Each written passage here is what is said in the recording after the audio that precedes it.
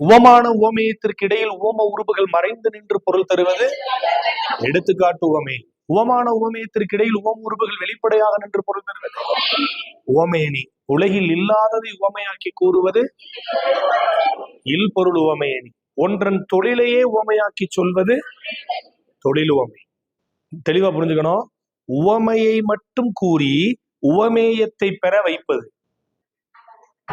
உவமையை மட்டும் தான் நம்மகிட்ட சொல்லுவாங்க, நம்மளா உவமேயத்தை புரிஞ்சுக்கணும். அப்ப உவமையை மட்டும் கூறி உவமேயத்தை பெற வைப்பது உருவகணி. உருவகணி அதுல என்ன உருவகம்? தப்பு.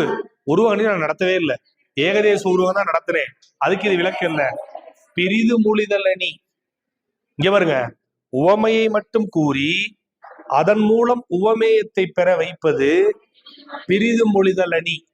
ஆமாதானே? அந்த வார்த்தையை கவனிங்க. பிரிதொன்றை மொழிவது. ஒரு விஷயத்த சொல்லிடுவோம், இதை வச்சு பிரிதொன்றை நீங்கள் மொழியும். அர்த்தம் புரியுதா?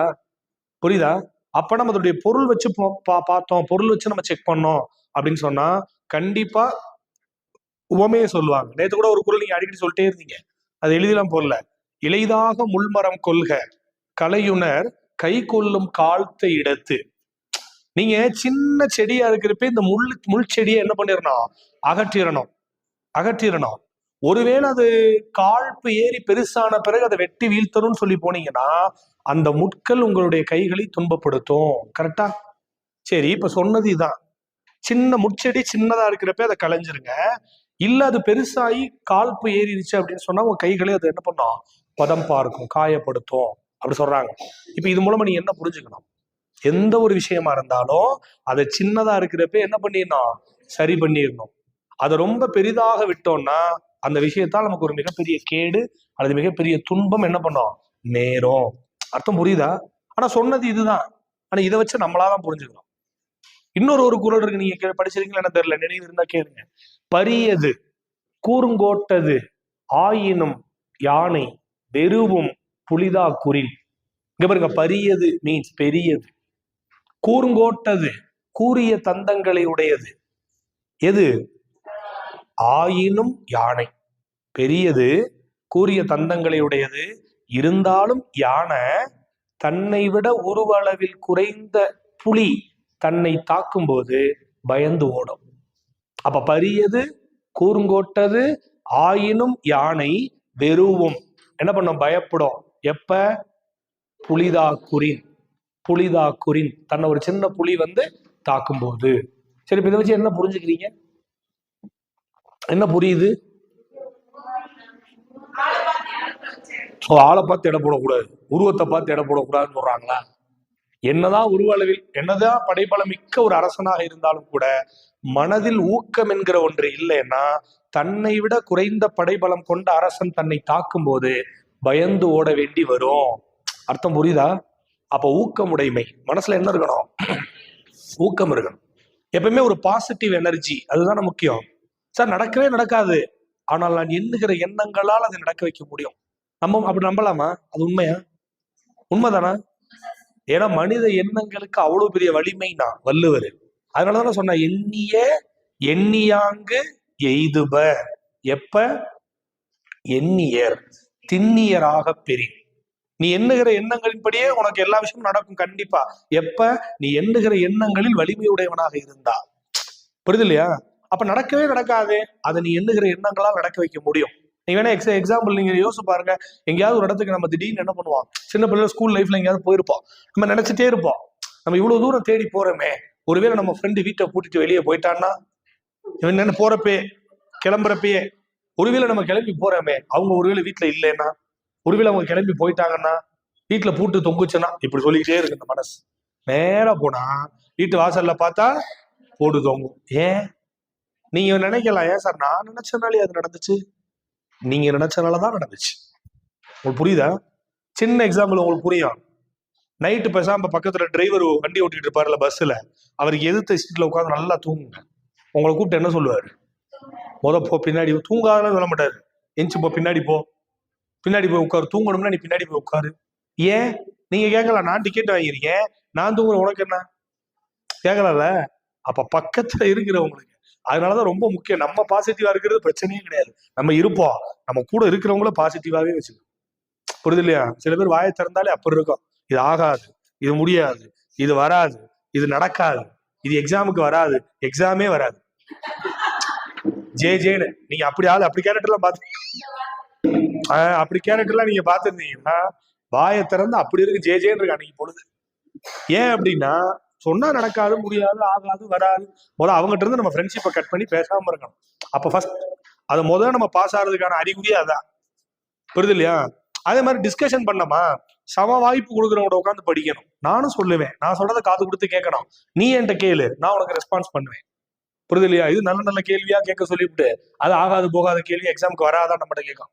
புரியுது இல்லையா? அப்ப அது என்ன அப்படின்னு கேட்டா எண்ணுகிற எண்ணங்களுக்கு அவ்வளவு பெரிய வலிமைன்னு சொன்னா உண்டு இல்லையா? அப்ப பிரிது மொழிதலி உவமையை கூறி உவமையத்தை பெற வைப்பது. சரி, செய்யுளில் ஒரே சொல் மீண்டும் மீண்டும் வந்து வெவ்வேறு பொருளை தருவது சொல் பின்வரும் நிலை. செய்யுளில் வெவ்வேறு சொற்கள் தொடர்ந்து வந்து ஒரே பொருளை தருவது பொருள் பின்வரும் நிலை. செய்யுளில் வந்த சொல்லே மீண்டும் மீண்டும் வந்து தந்த பொருளையே மீண்டும் மீண்டும் தருவது சொற்பொருள் பின்வர நிலை அணி. பார்த்தோமா? சரி, செய்யுள்ள இருக்கிற ரெண்டு பொருளை ஒரு பொருளை உருவகப்படுத்திட்டு மற்றொரு பொருளை உருவகப்படுத்தாம விட்டுட்டா ஏகதேச உருவக அணி. அர்த்தம் புரியுது இல்லையா? அப்ப செய்யுள்ள ஒரு பொருளை உருவகப்படுத்தி விட்டு மற்றொரு பொருளை உருவகப்படுத்தாது விடுப்பது ஏகதேச உருவக அணி. அர்த்தம் புரியுதா? புரியுதா? அப்ப அணிகள் ரொம்ப முக்கியம். சரி, எக்ஸாம்பிள் ஃபர்ஸ்ட் சொல் பின்வரும் நிலை அணி என்ன போட்டீங்க? துப்பாருக்கு துப்பாய கண்டிப்பா போட ஃபர்ஸ்ட் குரலே இல்லையா?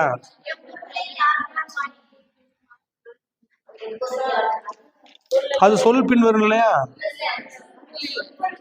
நான் கேட்டது சொல் பின்வரும் நிலை அணிக்கு எக்ஸாம்பிள்.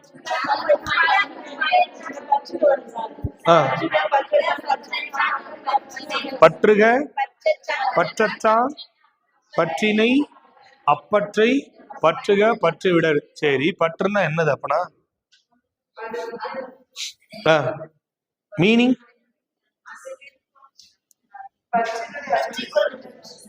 ஒரு இடத்துல, சரி, இன்னொரு இடத்துல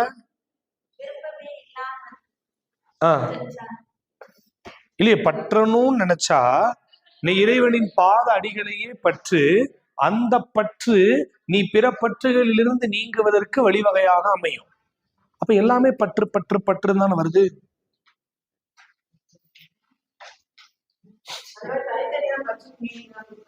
கொடுக்கலையா? நீங்க கீழே விளக்கம் படிக்கலையா?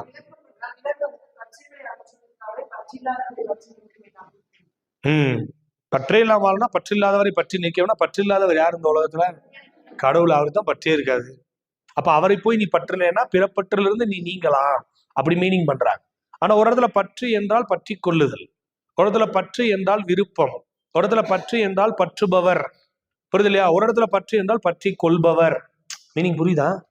அப்ப ஒரு ஒரு பொருளுக்கும் ஒண்ணு. ஆனா தமிழ்ல ஒரே குறளில் அதிகபட்ச சொல் இடம்பெற்ற ஒரே குறள் தான்.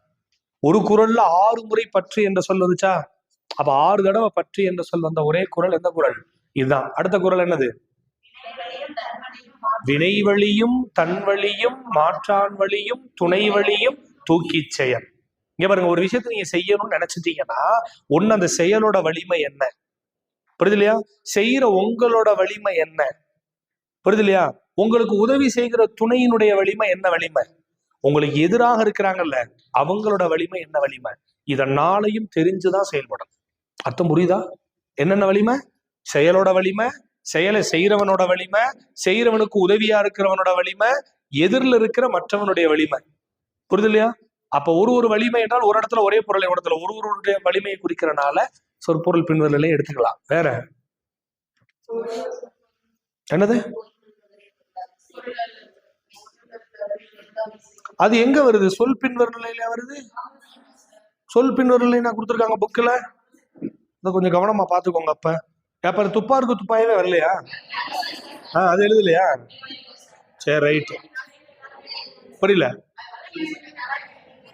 ரைட். அடுத்தது வாங்க, பொருள் பின்வரும் நிலை. திருக்குறள் இல்ல, ஆனா ஒரு பாட்டுல வருதா?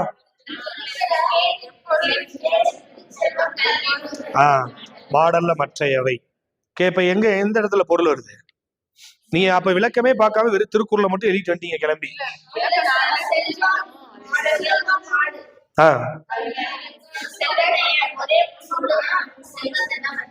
கேடில் விழுச்செல்வம் கல்வி ஒருவர்க்கு மாடல்ல மற்றையவை. அப்ப கேடில் விழுச்செல்வம், விழுனா விழுச்செல்வம் உரிச்சொற்றொடர், சிறந்த செல்வம். புரியுதுல? கேடில்லாத சிறந்த செல்வம் எதுன்னு கேட்டா எது? கல்விதான். அதனால கேடில் விழுச்செல்வம் கல்வி, அது ஒருவருக்கு மாடல்ல. அப்ப செல்வம்னு ஒரு இடத்துல சொல்லிட்டான், இன்னொரு இடத்துல மாடுன்றான். ஆனா ரெண்டுக்கும் ஒரே பொருள் தான். ஆமா தானே? ஆமா தானே? செல்வம் என்றாலும் அதுதான், மாடு என்றாலும். அதனாலதான் அந்த காலத்துல என்னது, ஒரு நாட்டுக்கு போர் செய்யணும் போனா அந்நாட்டினுடைய ஆணிரைகளை கவர்ந்துட்டு வந்துருவான் ஃபர்ஸ்ட். ஏன்? அந்நாட்டின் செல்வம் என மதிக்கப்படுவது எது? பசு கூட்டம். அதை போய் கவர்ந்துட்டு வருது. அதுக்கப்புறம் அதை போய் மீட்க போறது சொன்னாங்க இல்லையா? அப்ப அதை வச்சு சொல்லுவாங்க. அப்ப கேடில் விழிச்செல்வம் கல்வி ஒருவருக்கு மாடல்ல மற்றையவை. அடுத்து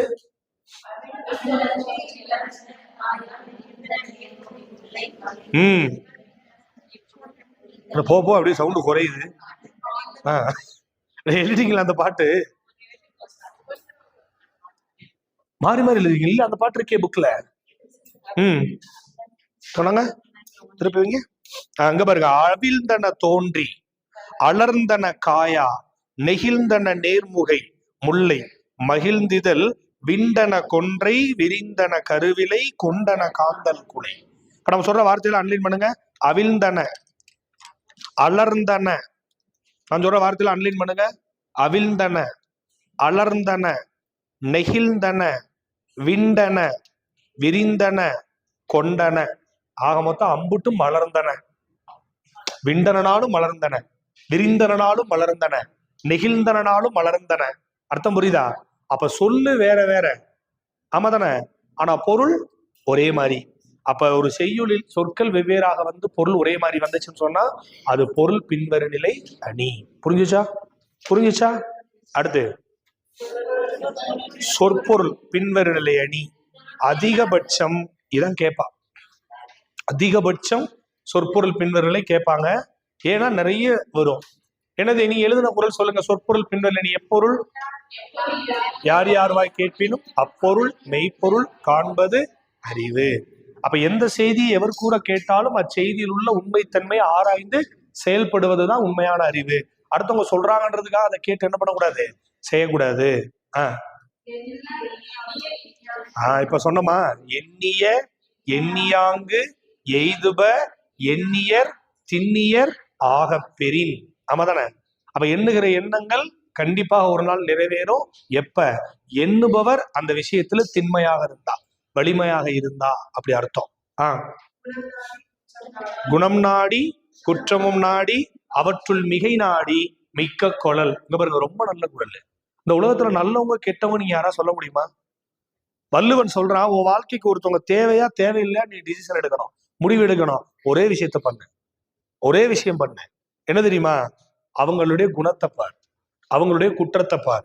குணம் நாடி குற்றமும் நாடி அவற்றுள் மிகை நாடி. அர்த்தம் புரியுதா?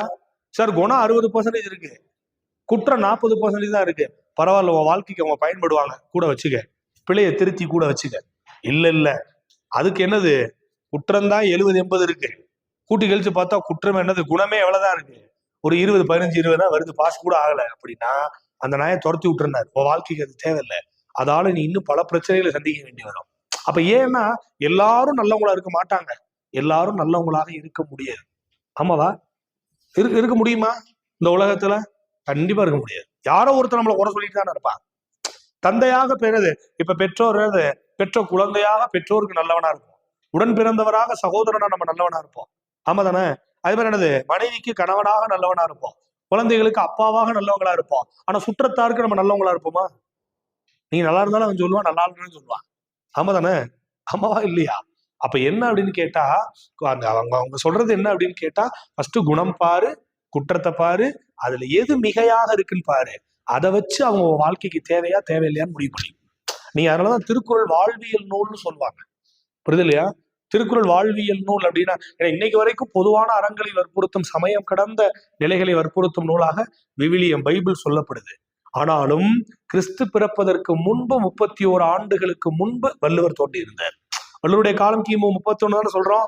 அப்ப கிமு 31 அப்ப ஆனா பைபிள் உள்ள நிறைய கருத்துகள் திருக்குறள் இருக்கு. உங்களுக்கு புரியுதா?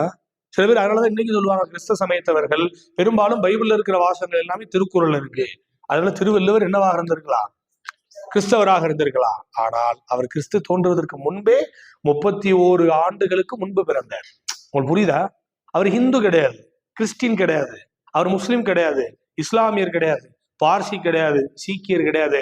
மதங்களை கடந்த ஒரு மனித நிலையை அவர் பெற்றவராக இருந்திருப்பார். ஏன்னா கிமு 3 டு கிபி 3 தான் இந்து சமயம்னே ஒன்று. இந்துவே மத சமயமே கிடையாது.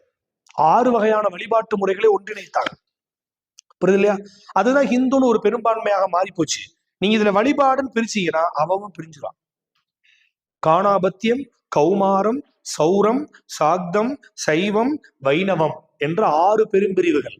சிவனை வழிபடுறவங்க, விஷ்ணுவை வழிபடுறவங்க, சக்தியை வழிபடுறவங்க, விநாயகரை வழிபடுறவங்க, முருகனை வழிபடுறவங்க, அதுக்கப்புறம் இன்னும் ஒரு ஆளு சூரியனை வழிபடுறவங்க. இந்த 6 வழிபாட்டு மரபுகளை சார்ந்தவர்களைத்தான் ஹிந்துன்னு சொல்றோம். ஆனா இந்த ஹிந்து இவன் ஒற்றுமையா இருப்பான்னு நினைக்கிறீங்களா? இவனுக்குள்ள 1000 பஞ்சாயத்து இருக்கும், இவனுக்குள்ள 1000 ஜாதிய பிரிவுகள் இருக்கும், உண்டு இல்லையா? அப்ப வழிபாட்டு மரபுகள் வேற வேற வேற வேற. அப்ப எண்ணிய எண்ணியாங்கு எய்துவ எண்ணிய திண்ணியராக பெறின் இல்ல எண்ணியர் எண்ணியர் என்ற வார்த்தைகள் வருது இல்ல, எல்லாம் ஒரே பொருளை தரக்கூடியது. சொற்பொருள் பின்வரனே. குணம் நாடி குற்றம் நாடி அவர் தான், அதே மாதிரிதான். நோய் நாடி நோய் முதல் நாடி அது தணிக்கும் வாய் நாடி வாய்ப்பை செயல், அதுவும் அதான். வேற செல்வத்துள் செல்வம், அதான். ரொம்ப நல்ல குரல். இன்மையுள் இன்மை விருந்தொரால் வன்மையுள் வன்மை மடவார் பொறை. யாரும் எழுதிருக்கீங்களா? யாருமே எழுதலையா? புக்கிலே இல்லையா? கடல்ல இல்லைன்றீங்க. என்ன மேடம்? சொல்லு. சாரி, நான் தான் மாத்தி சொல்றேன். இது சொற்பொருள் பிரிவில் இனி கிடையாது, இது எடுத்துக்காட்டு உண்மை. புரியுது இல்லையா? நான் தான் மாத்தி சொல்றேன், அதனால இல்ல. அப்ப நீங்க எழுதின குரல்கள் அடிப்படையில அதே மாதிரி கவனிங்க, விளக்கத்தை தெளிவா படிச்சுக்கோங்க. குரல் கொடுக்கும் போது அதை அப்ளை பண்ணி பாருங்க, என்ன இலக்கணம் அதுக்குள்ள இருக்குன்றதை செக் பண்ணி பார்த்தீங்கன்னா ஆன்சர் ஈஸியா புரிஞ்சும். ஓகேவா? சரி, அடுத்த அணி தற்குறிப்பேற்ற அணி இருக்கு அவங்க புக்ல. அது நார்மல். இயற்கை நிகழ்வின் மீது கவிஞர் தான் கூற கருதிய மனக்கருத்தை ஏற்றி கூறுவது, அல்லது கவிஞர் தான் கூற கருதிய பொருளை இயற்கை நிகழ்வின் மீது ஏற்றி கூறி பாடுவது. இருக்கா? என்ன கொடுத்துருக்காங்க? அதேதானா?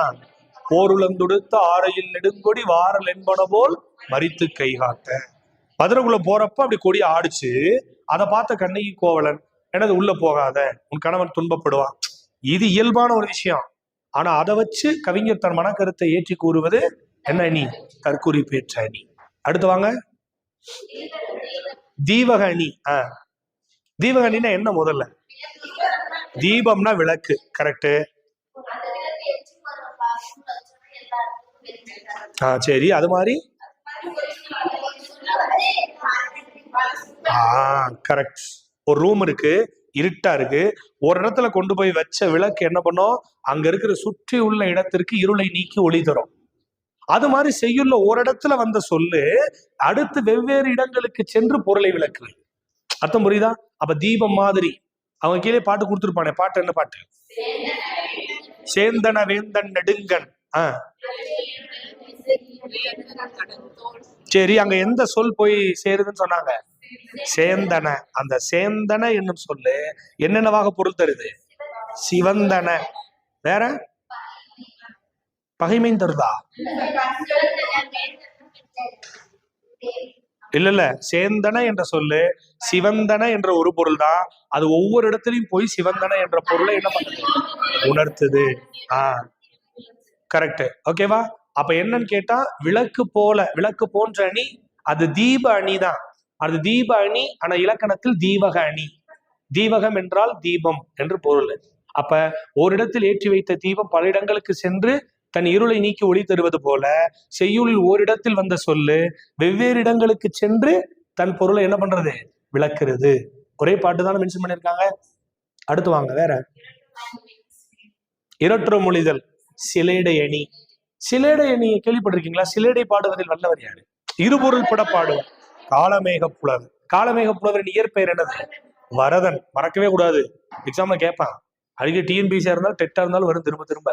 காளமேக புலவருடைய இயற்பெயர் வரதன். அப்புறம் அவர் காளமேக புலவர்னு சொன்னாங்க. கார்மேகம் போல் கவிதை பொழியும் ஆற்றல் பெற்றமையால் காலமேக புலவர். அவர் வசைபாடுவதில் வல்லவர், அதனாலதான் வசைபாட வல்லுவதில் காலமேக புலவர். அவர் ஆசு கவி, ஆசு கவி வீசு காலமேகம் என்று சொல்லுவாங்க. புரியுது இல்லையா? அப்ப காலமேக புலவர் எதையுமே நகைச்சுவையாக பாடுவதில் வல்லவர். அதே மாதிரி என்னது, எதையும் இருபொருள் பட பாடுவதில் புலமை பெற்றவர். அது மாதிரி ஆசு கவி பாடுவதில் நினைச்ச நேரத்துல கவி பாடுவாங்க. ஏன் ஆசு கவின்னு சொன்னாங்க அப்படின்னு சொன்னா என்னது, நினைச்ச மட்டத்துல ஒரு விஷயத்த சொன்ன மட்டத்துல யோசிக்காம பாடல் பாடக்கூடிய திறமை பெற்றவர்னு சொல்லுவாங்க. அவர் காலமேக புலவர். அவருடைய இயற்பெயர் என்னது, வரதன். சரி, சிலேடை நிறைய அறிஞர்கள் பாடியிருக்காங்க தெரியுமா? ஒண்ணும் இல்லை, ஒரே சொல்லுதான், இருபொருள் பட பாடுறது. சில நேரம் பிரிச்சு பாடுவாங்க, சில ஒன்னா இருக்கிறப்பே பாடுவாங்க. வாச ரோஜா, வாச ரோஜா பிரிச்சா வாச ரோஜா. இங்க பாருங்க, வாச ரோஜா பிரிச்சு படிச்சா வா சரோஜா. வள்ளி மாமியார் வீட்டிற்கு போனாள். புரியுது இல்லையா? இத பிரிச்சு படிச்சா வள்ளி மாமி யார் வீட்டிற்கு போனாள். புரியுதா? புரியுது. அந்த சொல்ல பிரிச்சிடுறது. நீ அதனாலதான் கீவாஜான்னு ஒரு ஆளு, கீவா ஜெகநாதன் கேள்விப்பட்டிருக்கீங்களா? உங்க புக்ல நாட்டுப்புற தொகுப்பு மலையருவி என்ற நாட்டுப்புற தொகுப்பு நூலின் ஆசிரியர் யாரு? கீவாஜா. தமிழ் பழமொழிகள் என்ற நூலின் ஆசிரியர், மறக்கவே கூடாது. அவர் எழுதின நூல் ரெண்டு, மலையருவி என்ற நாட்டுப்புற தொகுப்பு நூல். எழுதணும் பிராக்கெட்ல. இன்னைக்கு டேட்டா போடுங்க, கிளாஸ் ஆரம்பிச்சாச்சு. நல்ல கதையா சொல்றாப்ல. இது மாதிரி 4 கதையை போட்டா மணி 5000. நம்மளும் ஈஸியா போயிடலாம் நினைக்கக்கூடாது. கொஸ்டின், எத்தனை பேர் காலமேக புலவர் இயற்பெயர் வரதன் எழுதுனீங்க? நான் பார்த்துக்கிட்டே தான் இருக்கேன். எழுதுனீங்களா? எழுதுனா ஓகே, சந்தோஷம். ஃபர்ஸ்ட் இன்னைக்கு டேட்டா போடுங்க. நீங்க என்ன தேதி? 16/5/2024 போட்டுட்டு ஃபர்ஸ்ட் பாயிண்ட், காலமேக புலவரின் இயற்பெயர் வரதன். காலமேக புலவரின் இயற்பெயர் வரதன்.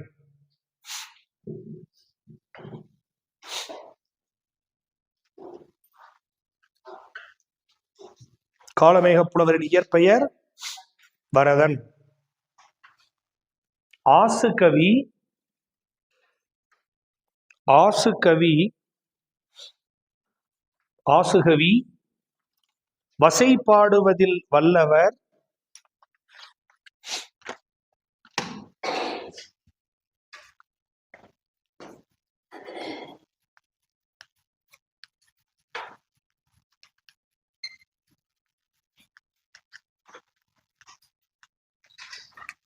ஆசுகவி இன்னொன்னு என்ன போடணும்?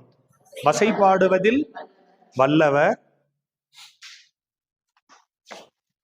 2 யாரு?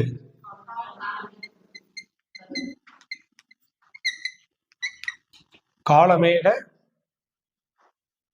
புலவர்.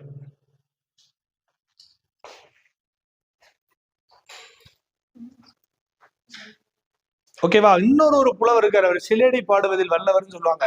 அவர் பேர் என்ன புலவர்? சொக்கநாத புலவர். என்ன சொக்கநாத புலவர்? அழகிய சொக்கநாத புலவர். அவர் சில நேரம் சிலேடை பாடுவார். புரியுது இல்லையா? ஆனா இப்ப நம்ம சொல்றது கீவாஜா. இவர் சிலேடை பயன்படுத்துறதுல முழு பேர் என்னது? கீவாஜா, கீவா ஜெகநாதன்.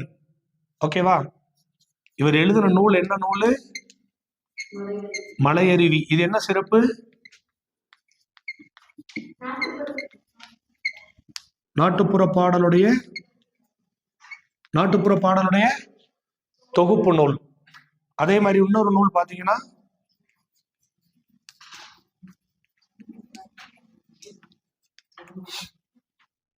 கீவாஜா, கீவா ஜெகநாதன்.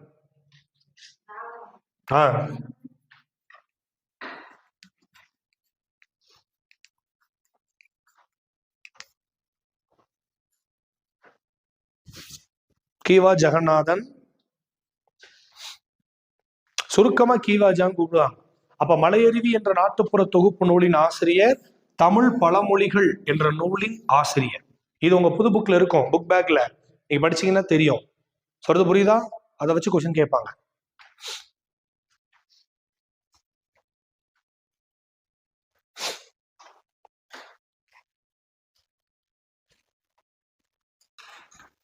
இப்ப எதுக்கு சொல்ல வந்தேன்னா, அந்த சிலேடைகள் இருக்குல்ல, இருட்டுற மொழிதல்னு சொல்றாங்க இல்லையா, அப்ப இந்த சிலேடைகளை அவர்கள் வாழ்வியலில் நிறைய என்ன பண்ணாங்க, பயன்படுத்துறாங்க. புரியுது இல்லையா? நீ அதனாலதான் கீவாஜோட வாழ்க்கையில நடந்த மிக முக்கிய இன்சிடென்ட் சொல்லுவாங்க. அவர் எப்பவுமே என்ன பண்ணுவாரு, அதிகமா ஜீனி சாப்பிடுவாராம். ஜீனி சாப்பிடுவாராம். அவர் போய் ஒரு தோசையை வாங்கி வச்சுட்டு நிறைய சீனியை வாங்கி வாங்கி வாங்கி தொட்டு தொட்டு தின்னுக்கிட்டே இருப்பாராம். புரியுது இல்லையா? அதனால என்ன பண்ணிட்டான், கடைக்காரன் பார்த்துக்கிட்டே இருந்த இந்த நாளே சீனி தீந்து போயிருது. அதனால என்னது, மறுநாளே ஒரு பலகை என்ன பண்ணிருந்தான், ரெடி பண்ணி ஹோட்டல் வாசல்ல தொங்க விட்டணும் அப்படின்ட்டு. இவன் என்ன பண்ணிட்டான், இன்று முதல் தோசைக்கு சீனி இல்லை அப்படின்னு போர்டு வச்சுட்டான். இவர் நேரா போனார், தோசை வாங்கினாரு, சாப்பிட்டாரு ஒரு தோசைய, இன்னொரு தோசை வாங்கினாரு, அதுல சீனி வையின்னு சொன்னார். அங்க படினார். என்ன படிக்கணும்னா, அது நல்லா படி, இன்று முதல் தோசைக்கு சீனி. இப்ப நான் கேட்டது எத்தனாவது தோசை, ரெண்டாவது தோசை. அப்ப ரெண்டாவது தோசைக்கு சீனி வையி அப்படின்னாரு. உடனே அவன் வேற வழி இல்லை, கொண்டு வந்து ரெண்டாவது தோசைக்கு வச்சுட்டான். இருந்தாலும் சாப்பிட்டு போயிட்டார். இருந்தாலும் பார்த்தா மறுநாள் போர்டை மாத்தணும், இனிமேல் தோசைக்கு சீனி இல்லை. மறுநாள் வச்சுட்டான். நம்மால் கீவாஜா வந்தான், 2 தோசை கொண்டு வான். 2 தோசை எடுத்துட்டு வந்தான். ஒரு தோசை எடுத்துட்டு இந்த தோசைக்கு சீனி வையினா. ஏன்னா இனி மேல் தோசைக்கு சீனி இல்லை, நாங்க எடுத்து எதுக்கு, கீழ் தோசை. அப்ப இங்க பாருங்க, இது சாதுரியம் சமயோஜிதம் என்பதை தாண்டி அப்படி ஒரு சொல் விளையாட்டு கொடுக்கப்பட்ட வார்த்தையிலேயே. அப்ப இருபொருள் படுமாறு என்ன பண்றது, பாடுறது. புரியுது இல்லையா?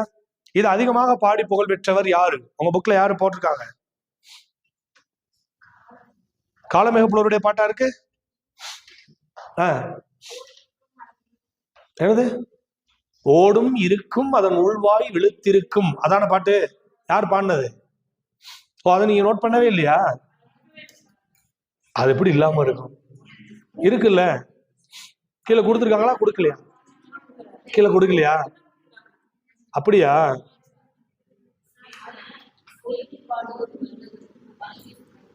காளமேக புலவர் பாடுவார், அழகிய சொக்கநாத புலவர் பாடுவாரு.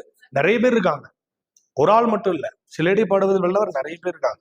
காளமேக புலவர் சிலடி பாடுவாரு, அழகிய சொக்கநாத புலவர்னு ஒருத்தர் இருப்பாரு, புரியுதுலையா, அவரும் பாடுவாரு.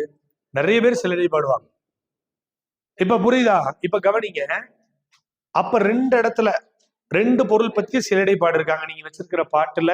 ஒண்ணு நாய்க்கும் தேங்காய்க்கும், நாய்க்கும் தேங்காய்க்கும். ஓடும் இருக்கும் அதன் உள்வாய் வெளுத்திருக்கும். இவருங்க நாய் ஓடும், உட்கார்ந்து இருக்கும் டயர்டாகி கொஞ்ச நேரம், அதோட வாய் உள்வாய் என்ன பண்ணிருக்கான், வெளுத்திரும். நாடும் குலை தனக்கு நானாது, குலைக்கிறதுக்கு வெக்கப்படவே படாது, யாரை பார்த்தாலும் குலைக்கும். ஆமாதானா? இப்ப இதே வார்த்தையை அப்படியே மாத்திக்கோங்க. எதுக்கு? தேங்காய்க்கு. ஓடும் இருக்கும், தேங்காய்க்கு மேல என்ன இருக்கும், ஓடும் இருக்கும் அதன் உள்வாய் வெளுத்திருக்கும். தேங்காய் உடைச்சா உள்ள வாய் அப்படி வெளுத்திருக்கும். நாடும் குலை தனக்கு நானாது, அது குலையாக இருக்கிறப்ப தென்னை மரத்துல என்ன பண்ணும், வளைஞ்சு வளைஞ்சு வளைஞ்சு போகும் இல்லையா? அப்ப குலை தள்ளுகிற போது அது நாணி, நாணினா வளைஞ்சு இருக்கிற குலையில நாணாமல் அது வளரும். புரியுது இல்லையா? அப்ப ஒரே இடத்துல நாய்க்கும் இன்னொன்னு எதுக்கு, தேங்காய்க்கும் சொல்லப்பட்ட சிலேடை. வேற ஏதாவது பாட்டு இருக்கா? அது ஒண்ணுதான் இருக்கா? பழைய புக்ல இருக்கு. இப்ப உங்களுக்கு புது புக் இம்ப்ளிமெண்ட் பண்ணனால தேவையில்லை. ஆனா அதுல என்ன கொடுத்திருப்பான்னா, எள்ளுக்கும் பாம்புக்கும், பாம்புக்கும் எள்ளுக்கும் ஒரு பாட்டு. ஆடி குடத்தடையும் ஆடும் போதே இறையும் மூடி திரைக்கின் முகம் காட்டும். இந்த 3 வார்த்தை வச்சுக்கோங்க. ஃபர்ஸ்ட் பாருங்களேன், ஆடி குடத்தடையும். பாம்பு என்ன பண்ணும், ஆடிட்டு பெட்டிக்குள்ள அடைஞ்சிரும். ஆடும் போதே இறையும், பாம்பு ஆடுறப்ப என்ன கொடுக்கும், சத்தம் கொடுக்கும். மூடி திரைக்கின் முகம் காட்டும் இருக்கா, அப்படி மூடிய திறந்தீங்கன்னா முகத்தை படாரு காட்டும். இத இப்ப பாம்புக்கு. இப்ப அப்படி எள்ளுக்கு வைக்கலாம். ஆடி குடத்தடையும், செக்குல ஆடி குடத்துக்குள்ள அடைஞ்சிரும். கரெக்டா? ஆடி குடத்தடையும். ஆடும் போதே இறையும், செக்குல ஆடும்போது சவுண்டு கேட்கும். மூடி திரைக்கின் முகம் காட்டும், அந்த எண்ணெய் குடத்தை அப்படி திறந்தீங்கன்னா உங்க முகத்தை அந்த எண்ணெய் குடத்துக்குள்ள காட்டும். உண்டு இல்லையா? இது மாதிரி 2 பொருட்களுக்கு அவங்க என்ன பண்றாங்க, செய்யுளில் பாடுவாங்க. இது செம்மொழி சிலடை பிரிமொழி சிலடை என்ற 2 இருக்கு. ஆனா நமக்கு ஆமா இது பிரிமொழி சிலடை. ஆனாலும் என்னன்னு கேட்டா, பொதுவாக இருக்கிற சிலேடை அணி அப்படின்னா இருபொருள் படுமாறு பாடுவது. ஏன்னா பெரும்பாலும் பெரிய பெரிய பாடலா வரும், அதனால கொடுக்க ரொம்ப ரேர். ஏன்னா திருக்குறள் இருந்தாதான் அவன் ஈஸியா கொடுப்பான். அது இல்லையா? இப்ப முன்னாடி இருந்துச்சு, இப்ப ரிமூவ் பண்ணிட்டாங்க. அவன் நிறைய போர்ஷன் எடுக்கிறப்ப அதை எடுத்துட்டானா? ஓகேவா? அப்ப இது மட்டும் என்னன்னு தெரிஞ்சு வச்சுக்கோங்க போதும். அடுத்தது வாங்க, என்ன அணி? தன்மை அணி அல்லது தன்மை அணி அல்லது நவிர்ச்சி அணி. இங்க பாருங்க, தன்மை அணி அல்லது நவிர்ச்சி அணி ரெண்டு வகைப்படும். உள்ளதை உள்ளவாறு கூறுவது இயல்பு நவிர்ச்சி அணி, உள்ளதை உயர்த்தி கூறுவது உயர்வு நவிர்ச்சி அணி. நான் உனக்கு கேட்கிறேன், உள்ளதை உள்ளவாறு கூறுவது எப்படி, உள்ளதை உயர்த்தி கூறுவது எப்படி? யார் எழுதின பாட்டு அந்த பாட்டு? பேப்பர் 1 படிச்சவங்க சொல்லுங்க. கவிமணி தேசிய விநாயகம் பிள்ளை பாட்டு. குழந்தை கவிஞர் என்று அழைக்கப்படுபவர் யாரு? அளவல்லியப்பா. அளவல்லியப்பாவிற்கு அடுத்தபடியாக குழந்தை கவிஞர் என்று பாராட்டப்படுபவர் கவிமணி தேசிய விநாயகம் பிள்ளை. சொல்றது புரியுது இல்லையா? அதனாலதான் நீங்க பாத்தீங்க அப்படின்னு சொன்னா எல்லாம் எழுதி வச்சுக்கோங்க. அளவல்லியப்பாவிற்கு அடுத்தபடியாக தமிழில் குழந்தை கவிஞர் என பாராட்டப்படுபவர் கவிமணி தேசிய விநாயகம் பிள்ளை.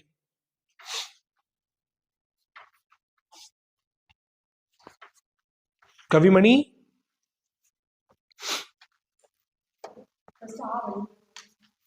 அளவல்லியப்பா, சிறப்பு நகரம், கர்கர்ல. இவர் தானே குழந்தை கவிஞர்.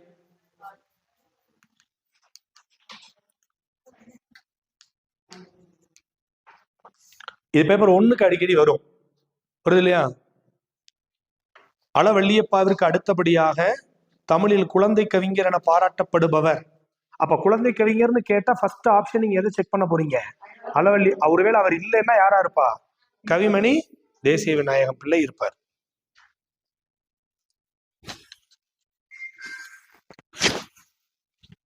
என்ன பாட்டு? தோட்டத்தில் மேயுது வெள்ளை பசு, அங்கே துள்ளி குதிக்குது கன்று குட்டி.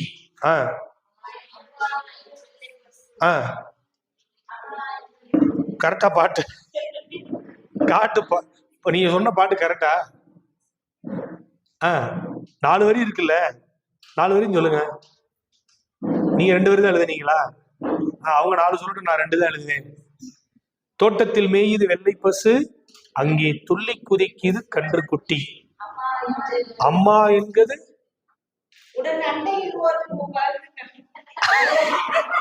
அம்மா என்கிறது வெள்ளை பசு, அண்டையில் ஓடுது கன்று குட்டி. ஓகேவா? இது சின்ன குழந்தைங்க பாடுறது. ஏன்னா மலரும் மாலையும் அவருடைய நூல் மிகச்சிறந்த நூல். அவரு கவிமணி தேசிய விநாயகம் பிள்ளை குழந்தை பாடல்களுக்காக அவர் எழுதிய நூல் மலரும் மாலையும் ஒரு நூல். ஏன் தெரியுமா? கவிமணிக்கு குழந்தை கிடையாது. அவங்களுக்கு நல்லா புரிஞ்சுக்கோங்க. ஒரு குழந்தை இல்லாத தாக்கத்தினுடைய விளைவு அவருக்கு குழந்தைன்னா ரொம்ப பிடிக்கும். அவருக்கு புரியுதா? ஆனா அவருக்கு குழந்தை கிடையாது. தன் அண்ணன் மகதான சிவதானு பிள்ளை எடுத்துதான் வளர்க்கிறாரு. ஆனாலும் என்னது, அண்ணன் பிள்ளை தன் பிள்ளை ஆகாதுல்ல.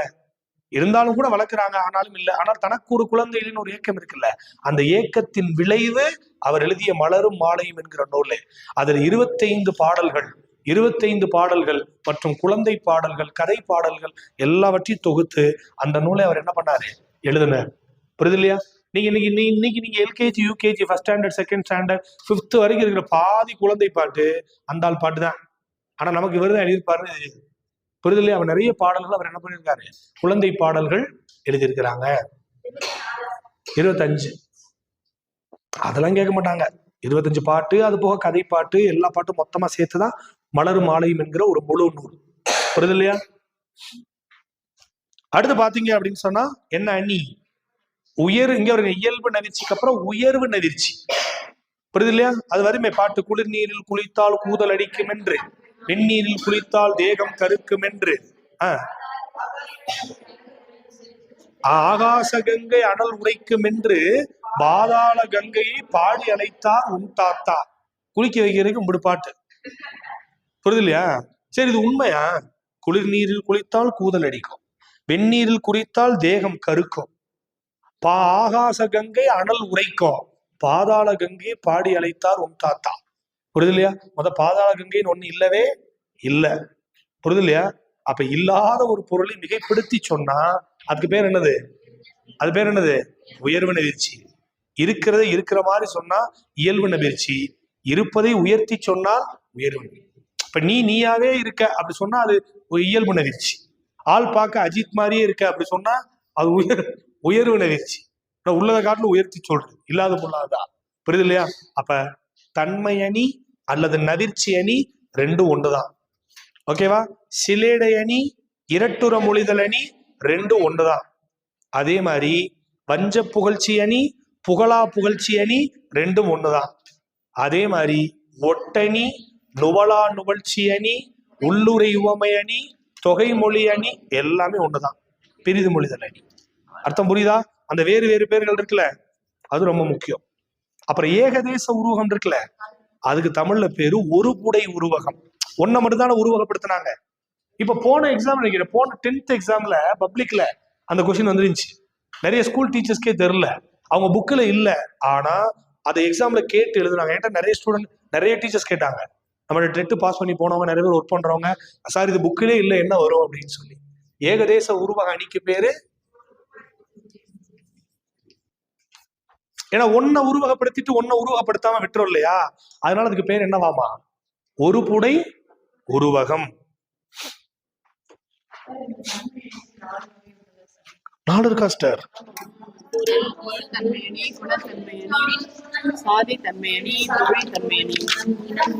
நாளைக்கு எக்ஸாம்பிள் கொடுத்துருக்கானா? ஓ, சும்மா மட்டும் மென்ஷன் பண்ணிருக்காங்களா? அப்ப நீங்க அப்படியே புரிஞ்சுக்கோங்க. நவிர்ச்சி அணி மொத்தம் தன்மை அணி எத்தனை வகைப்படும்னா 4 வகைப்படும். பொருள் தன்மை, குணத்தன்மை, சாதித்தன்மை, தொழில் தன்மை. அது சும்மா கேட்டாங்கன்னா, இல்லைன்னா தேவையில்லை. அப்படியா? இல்ல, நமக்கு தேவையில்லை. புக்கில் தான் சார் சொன்னார்ல, அப்பத ஸ்கூல் புக்கில் இருக்கிற வரியை தாண்டி ஒரு விஷயம் கூட வெளியே இருக்க மாட்டான் உங்களுக்கு. அதனால உங்களுக்கு ரொம்ப சந்தோஷம் தான். இப்ப டிஎன்பிசி இருக்கான் பாருங்க, அவனுக்கு அம்புடும் பறிச்சு போட்டு படிக்கணும். புக்கை தாண்டி நிறைய விஷயம் படிக்கணும். ஓல்டு புக் படிக்கணும், நியூ புக் படிக்கணும், அதர் புக் சோர்ஸ் படிக்கணும். ஆனா டெட்டுக்கு படிக்கிறவங்க ஒரு நல்ல விஷயம் என்னது, புக்கை தாண்டி வெளியில போக மாட்டான். அப்படி வெளியில போனாலும் என்னது என்னது இது ரிலேட்டடா இருக்கிற விஷயங்கள் தான் இருக்குமே தவிர, இங்க இல்லாத ஒரு விஷயத்த வெளியே இருந்து என்ன பண்ண மாட்டாங்க, கேட்க மாட்டாங்க.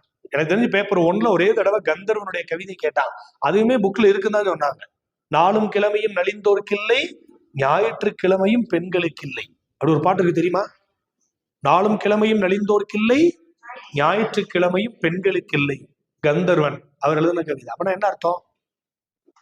நாளும் கிழமையும் நலிந்தவங்களுக்கு கிடையாது, ஞாயிற்றுக்கிழமை கூட பெண்கள் கிடையாது. அப்படி சமைக்கிறாங்களா என்ன? புரியல. அவ்வளவு வேலை செய்யறாங்க பாவம். அதனாலதான் இல்ல, அது ஒன்ஸ் அப்பான் ஏ டைம். அப்படி நீங்க இப்ப இருக்க பெண்கள்லாம் அப்படி சொல்லக்கூடாது.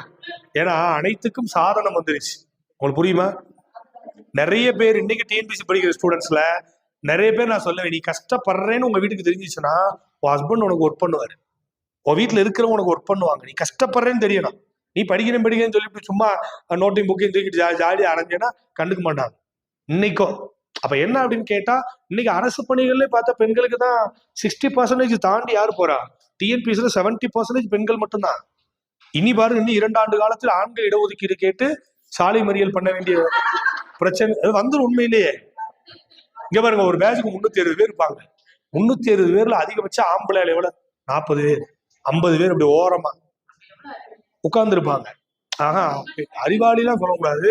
பெண்கள் என்ன பண்ணுவாங்கன்னா வாய்ப்பை பயன்படுத்தி கொள்வாங்க.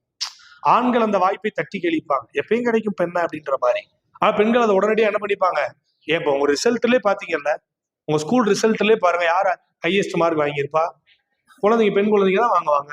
பசங்க அவனுக்கு அதை பத்தி எல்லாம் கவலை இருக்காது. மார்க்கை பத்தி எல்லாம் அவனுக்கு பெரிய விஷயம்லாம் கிடையாது. புரியுது இல்லையா? வர்றது வரட்டும், போறது போறட்டும் போயிடுவான். புகழ்ந்தால் என்னுடல் புல்லரிக்காது, இகழ்ந்தால் என் மனம் இறந்து போ. யார் சொன்னா?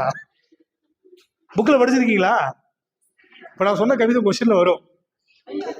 ஐயோயோவா, கண்ணதாசனுடைய கவிதை காலக்கணிதம் உங்க புக்ல ஒரு கவிதை இருக்கும். இந்த 2 வரி கேட்பாங்க. புகழ்ந்தால் என் உடல் புல்லரிக்காது, இகழ்ந்தால் என் மனம் இறந்து போகாது. யாரும் புகழ்ந்துட்டாலும் நான் புல்லரிக்காது, இகழ்ந்தாலும் வருத்தப்பட மாட்டேன். புகழ்ந்தால் என் உடல் புல்லரிக்காது. அதேதான். புகழ்ந்தால் என் உடல் புல்லரிக்காது, இகழ்ந்தால் என் மனம் இறந்து போகாது. கண்ணதாசன். அதே மாதிரி மாற்றம் என்பது மானுட தத்துவம். இகழ்ந்தால் என் மனம் இறந்து போகாது. என்ன மேடம், நல்லா இருக்குன்றீங்களா? நல்லா இருக்கா? நீங்க இப்படி கிளாஸ் இப்படி சொன்னீங்கன்னா நல்லா இருக்கும். சே, நம்ம டீச்சர் மாதிரி வராதுன்றவாங்க பசங்க. மாற்றம் என்பது மானிட தத்துவம். அவன் 10th புக்ல தான் பேப்பர் 1 பேப்பர் 2ல கண்டிப்பா கோடு வரும்போது கேட்பாங்க. நான் இப்ப சொல்றேன், உங்களுக்கு நிறைய பாட்டு நீங்க வச்சிருக்கேன், சொல்றேன், ரெஃபர் பண்ணிருங்க, உங்களுக்கு சொல்றேன். நீங்க வேணாம் சொல்றேன் சொல்றேன். மாற்றம் என்பது மானிட தத்துவம். கண்ணதாசன் மேடம் தத்துவ கவிஞர், அவர் தான் தத்துவம் சொல்லுவார். திருமூலருக்கு அடுத்தபடியாக தமிழ்ல அதிக தத்துவங்களை பாடியவர் யாரு? கண்ணதாசன் தான். என்ன சிஸ்டர்? கேட்ப வாய்ப்பு இருக்கு. தத்துவ கவிஞர் திருமூலர் தான். ஒருவேளை திருமூலர் ஆப்ஷன்ல இல்லைன்னா கண்ணதாசன். 2 பேருமே தத்துவம் பாடுவாங்க. ஓகேவா? சரி, இப்ப நம்ம அணிகள் பார்த்தோம்ல, அதை ஃபுல்லா ஞாபகம் வச்சுக்கோங்க. டெஸ்ட்ல எல்லா அணிகளையும் உங்க சார் இன்க்ளூட் பண்ணி கொடுத்துருக்காங்க. சார் என்ன பண்ணிருக்காங்க? கொடுத்துருக்காங்க. டெஸ்ட் எழுதும் போது நீங்க ஒரு அணியும் பார்ப்பீங்க. நான் நேத்தே சொன்ன மாதிரி கொஸ்டின் பேப்பரை டேக் போட்டு வச்சுக்கோங்க. நேற்று நைட்டு கூட நானும் சார் அப்படிதான் பேசிட்டு இருந்தோம். சார் தமிழ்ல 30க்கு 30 உங்களை வாங்க வச்சிருந்தோம். ஏன்னா மற்ற பாடங்கள்ல இவ்வளவு மார்க் வரும் கன்ஃபார்ம் இல்லை.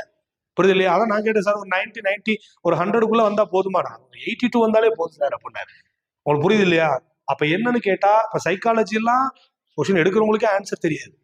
அதே 6 தடவை 7 தடவை மாத்தி போட்டு அப்புறம் கடைசி ஃபைனல் ஆன்சருக்கு கொடுப்பான்.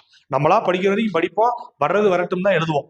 மேஜர் சப்ஜெக்ட்ல சில பேர் எந்த டாபிக்ல நீங்க ரொம்ப கான்சென்ட்ரேட் பண்ணி படிக்கிறீங்களோ அதுல நமக்கு ஹையஸ்ட் மார்க் என்ன பண்ணிடலாம், வாங்கிடலாம். இங்கிலீஷ்ல கொஞ்சம் கிராமர் நாலேஜ் நல்லா இருந்துச்சுன்னா கண்டிப்பா முழு மதிப்பெண்ணை பெற முடியும். இல்லைன்னா அங்க முழு மார்க் என்னது வராது.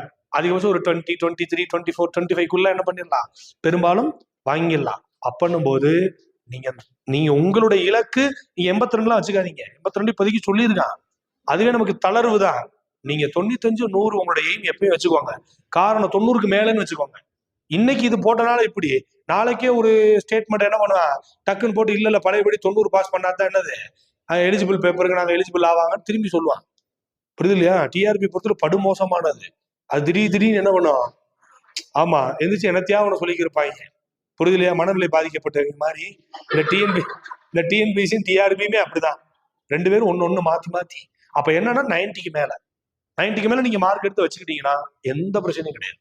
புரியுது? ஏன்னா இப்பயே நிறைய டீச்சர்ஸ் என்ன பண்ணாங்க, நிறைய பேர் என்ன சொல்லுவாங்க, சார் நிறைய நான் இப்போ இது டெட் பாஸ் பண்ணியிருந்தேன்னா நான் டிபிடி இல்லை. சில பேர் தமிழ் பண்டி ட்ரைனிங் முடிச்சிருப்பாங்க, பிஎட் முடிக்காம ஒர்க் பண்ணிட்டு இருப்பாங்க. அவங்க பிஎட் முடிக்காதனாலேயே அவங்களுக்கு எலிமெண்டரி செக்ஷன்ல மட்டும்தான் அவங்க என்னவாக முடியும், அவங்க ஹெச்எம் ஆக முடியும். புரியுது இல்லையா? ஒரு அம்மாலாம் ஆல்ரெடி பாத்தீங்கன்னா இதுல இருக்காங்க, ஹை ஸ்கூல்ல இருக்காங்க. அது ஹையர் செகண்டரியா மாறப்போகுது. ஹை ஸ்கூல் ஹெச்எம்மா இருந்தாங்க, டக்குன்னு டீப்ரமோட் பண்ணாங்க. என்னது, இவங்க வந்து பிஎட் முடிக்கல, வெறும் தமிழாசிரியர் பயிற்சி மட்டும் தான் முடிச்சு ஆசிரியராக அப்ப வந்திருக்காங்க, அப்ப பிஎட் முடிக்காதவங்களுக்கு இப்படி ஒரு ஜிஓ இருக்குன்னு போட்டு அந்த மாதிரி டீப்ரமோட் பண்ணாங்க. புரியுது இல்லையா? அவங்க திரும்ப போய் 8th வரைக்கும் இருக்கிற ஒரு மிடில் ஸ்கூல்ல போய் திரும்ப ஹெச்எம் ஆனாங்க. உண்டு இல்லையா? அப்ப 1000 பிரச்சனை வரும். அப்ப நம்ம 90க்கு மேல மார்க் எடுக்கிறதுக்கு தமிழ்ல முழு மதிப்பெண்ணை பெறுவதற்கு எவ்வளவு கஷ்டப்படுறோமோ அவ்வளவு கஷ்டப்பட்டு வச்சுக்கணும். சொல்றது புரியுது இல்லையா? ஏன்னா மற்ற பாடங்களை முழு மதிப்பெண் பெறுற அளவுக்கு படிக்க முடியாது, அது கடல் மாதிரி இருக்கும்.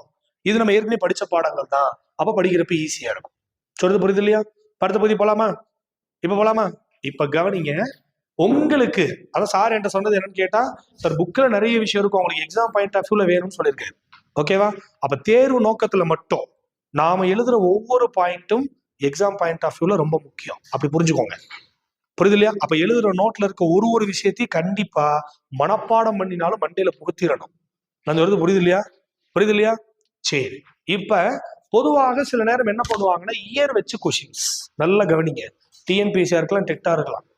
என்னால வருஷமே படிக்க முடியல அப்படின்னா நீங்க ஒரே ஆப்ஷன் எதை விட்டுருங்க, ஒரு தனிப்பட்ட ஒருவருடைய வரலாறை கொடுக்குறாங்க, அவர் பிறந்தது, அவர் இறந்தது, அவர் விருது வாங்கினது, அவர் செத்தது, புதைச்சது எல்லாம் இருக்கும், அதை வேணா விடுங்க. புரியுது இல்லையா? தனிப்பட்ட ஒரு நபரை பற்றியான விஷயங்கள்ல இயரா என்னால படிக்க முடியல, கஷ்டமா இருக்கு சார் அப்படி நீங்க ஃபீல் பண்ணீங்கன்னா கண்டிப்பா அதை விட்டுருங்க, படிக்க வேணாம். ஆனால் அங்கங்க வருஷத்தை குறிக்கிற சில விஷயங்கள் கொடுத்துருப்பாங்கல்ல, அதை கண்டிப்பா படிக்கும். உங்களுக்கு எது பிடிக்குதோ பிடிக்கலையோ சில ஆண்டுகளை நீங்கள் மனதில் வைத்துக் கொள்ளணும். ஓகேவா? நான் வருஷத்தை மென்ஷன் பண்றேன், அதுக்கப்புறம் அது ஒன்னொன்னு என்னன்னு எக்ஸ்பிளைன் பண்றேன். கண்டிப்பா இப்ப எழுதும் போதே படிச்சிருங்க. சொல்றது புரியுதுல? ஆனா கண்டிப்பா கொஸ்டின் வரும். எடுக்கிற ஆசிரியர்கள் அதை மைனூட்டா மைண்ட்ல வச்சுதான் எடுப்பாங்க. அப்ப கண்டிப்பா கொஸ்டின்ல வரும்.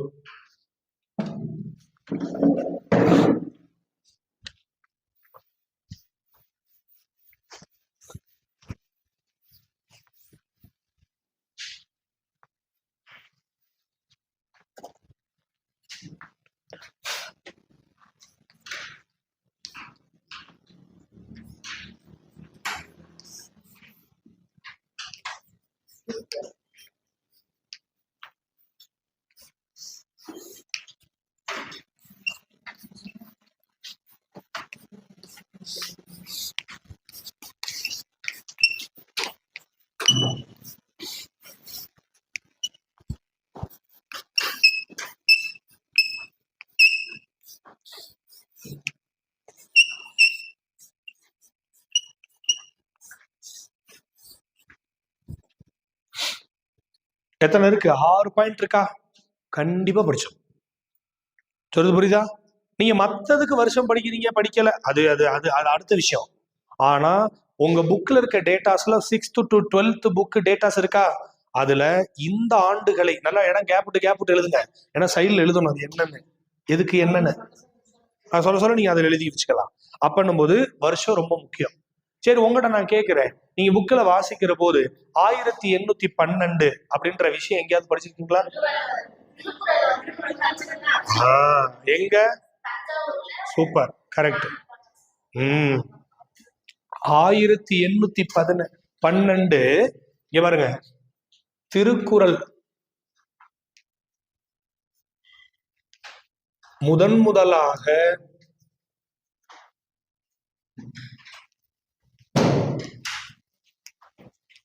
பதிப்பிக்கப்பட்ட ஆண்டு,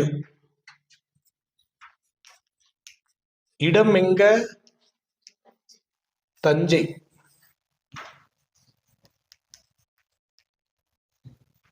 பதிப்பித்தவர் யாரு?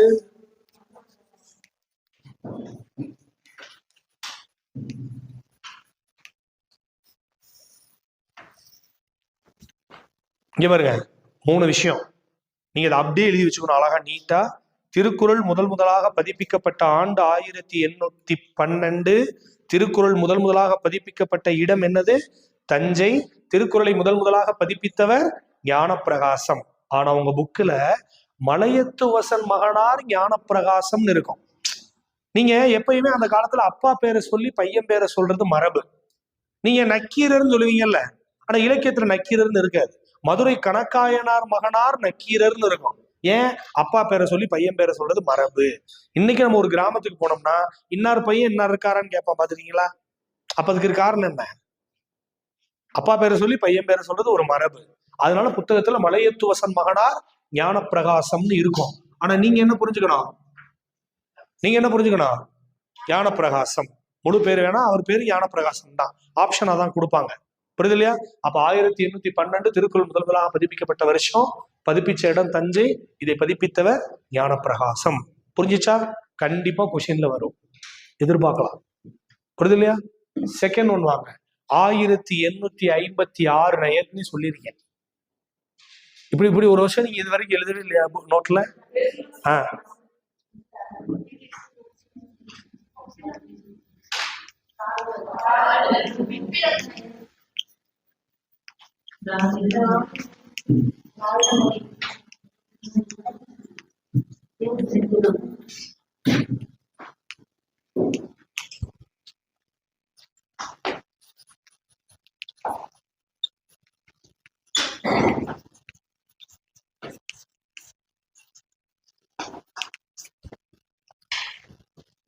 கால்டுவெல் திராவிட மொழிகளின் ஒப்பிலக்கணம்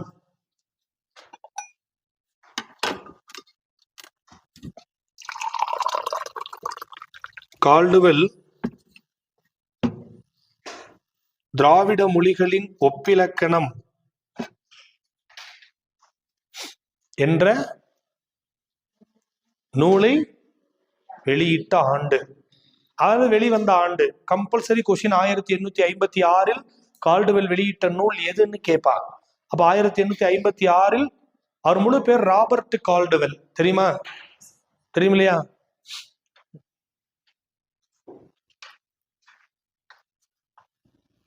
ஓகேவா? Compulsory question. நீங்க டெட்டுக்குன்னு இல்லை, எல்லா வகையான போட்டித் தேர்வுலையும் இது, ஏன்னா புக்ல இருக்க டேட்டாஸ்ல ரொம்ப முக்கியம். அடுத்து பாருங்க, ரொம்ப ரொம்ப ரொம்ப முக்கியம். 1894 புறநானூற்றை முதலாக ஊவேசா பதிப்பித்து வெளியிட்ட ஆண்டு. அர்த்தம் புரியுதா? எந்த நூலை? யார் வெளியிட்டா? யார் அந்த ஆளு?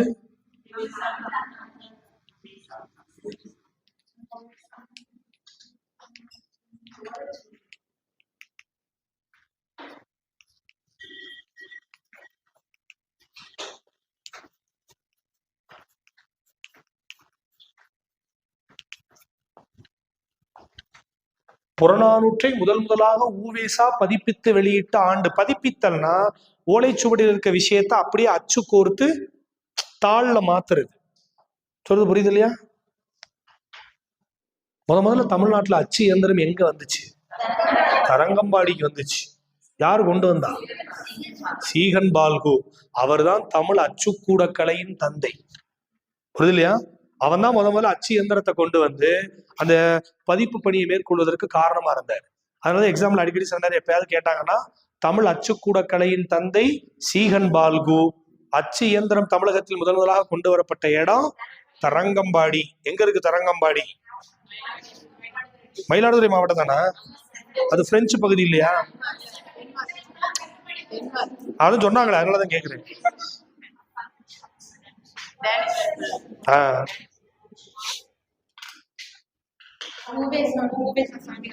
ஆமா மேடம். ஊவே சாமிநாத ஐயர். யார் காப்பார் என்றிருந்த தமிழை நான் காப்பேன் என வந்தவன் யாரு? ஊவேசா. நீ ஊவேசா இன்னைக்கு இல்லைன்னா சிலப்பதிகாரமும் மணிமேகலையும் 11 மேல்கணக்கு நூல்கள்ல பாதி நூல்களும் காணாம போயிடும். புரியுது இல்லையா? கொடுமுடி ஆற்றங்கரையில் அவர் உட்கார்ந்து அவர் அரித்தெடுத்த ஓலைச்சுவடிகளை பதிப்பித்து இன்றைக்கு தமிழ் மொழி பல நூல்களை என்ன பண்ணிருக்கு?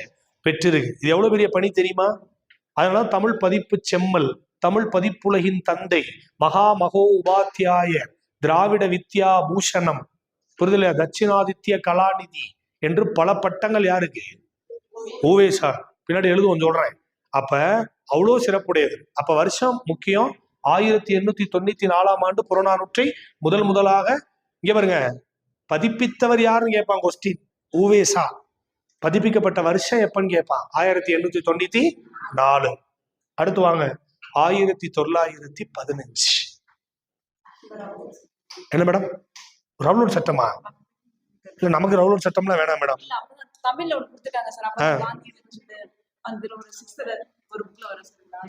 அப்படியா? தமிழ் புத்தகத்துல 1915 என்பது குறுந்தொகைன்னு ஒரு நூல் இருக்கா? சௌரி பெருமாள் அரங்கனார் என்பவரால் பதிப்பிக்கப்பட்ட ஆண்டு.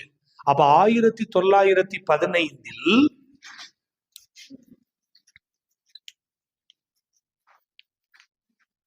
குறுந்தொகை சௌரி பெருமாள் அரங்கனார்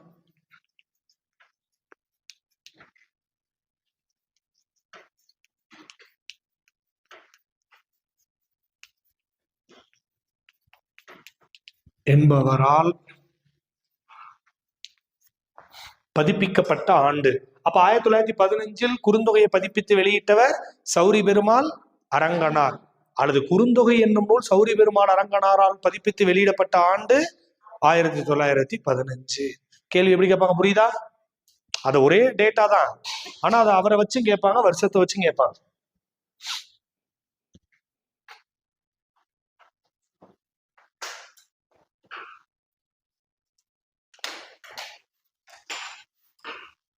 போட்டீங்களா?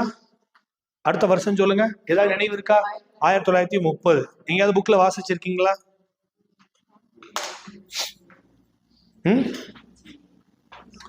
பாருங்க, தமிழ்ல தமிழ் விடு தூதுன்னு ஒரு நூல் இருக்கா? தமிழ் விடு தூது என்னும் நூலை ஊவேசா பதிப்பித்து வெளியிட்ட ஆண்டு 1930. அர்த்தம் புரியுதா? தமிழ் விடு தூது என்ற நூலை. ஆமா மேடம், ஆசிரியர் பேர் இல்ல. தமிழ் விடு தூது. என்ற நூலை உவேசா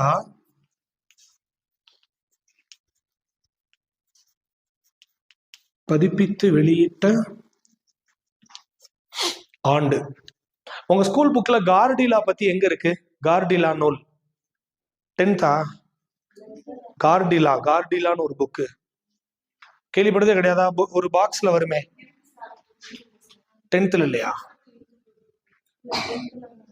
10th 9th 10th தான் மேடம் வரும். 6th அதுகளுக்கு போவோம். அந்த 6th பிள்ளைங்களுக்கு எல்லாம் புரியாது. அது கார்டிலா சும்மா பாக்ஸ்ல தான் வரும். இந்த தெரிந்து கொள்வோம் அந்த மாதிரி போடுறாங்கல்ல, அது மாதிரி பாடங்களுக்கு இடையில தான் வரும். இப்ப லாஸ்ட் டைம் ஆசிரியர் நியமன தேர்வு வந்துச்சுல்ல, நியமன தேர்வுல ரொம்ப முக்கியமா கொஸ்டின் கேட்டாங்க. இப்ப எழுதுனாங்கல்ல 2 மந்த்துக்கு முன்னாடி எழுதின ஆசிரியர் தகுதி தேர்வுல பெரும்பாலான கொஸ்டின் யாப்பிலக்கணத்துல, அசை பிரிக்க சொல்றதுல, வாய்ப்பாடு, நேர் நேர் நிறை நேர் கண்டுபிடிக்கிறது, புரியுது இல்லையா? அதுதான் அதிகபட்சம். யாப்பிலக்கணத்துல இருந்தே 7-8 கேள்வி சொல்றது புரியுதா?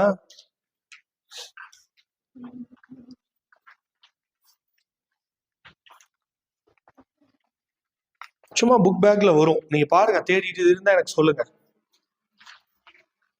அப்ப தமிழ் விடுதோது என்ற நூலை உவேசா பதிப்பித்து வெளியிட்ட ஆண்டு 1930. இப்ப நேத்து சொன்னேன் ஈவினிங் 1966. எத்தனை பேருக்கு நினைவு இருக்குன்னு எதை சொல்லும் போது 1966 சொன்னேன்? யாரோ ஒரு ஆசிரியர் அவர் எழுதின நூலு. ஓ அதை சொல்றீங்களா? தேவனைய பாவாணரோட உயர்தரிச்ச மொழி என்ற கட்டுரை. நேத்து சொன்னது யார சொன்னேன்? நேத்து யார சொன்னீங்களா? நேத்து நான் சொன்னேன்ல, ஒரு கொஸ்டின் இருந்தா 4 ஆப்ஷன் இருக்கும்.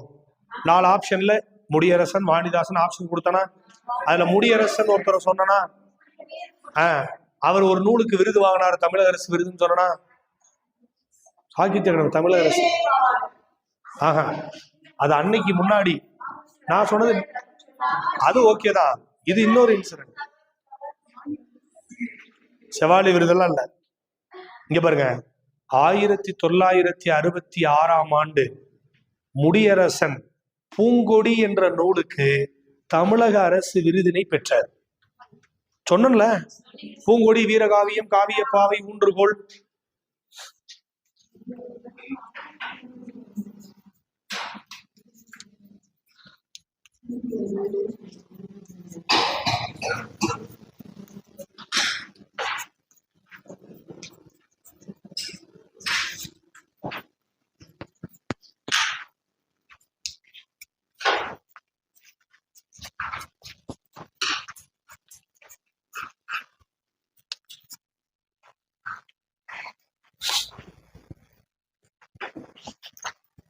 நல்ல வருஷத்தோட போட்டு நீட்டா எழுதி வச்சுக்கணும். அப்பப்ப எடுத்து வாசிச்சிடணும். எக்ஸாமுக்குள்ள இதை மனப்பாடம் பண்ணி.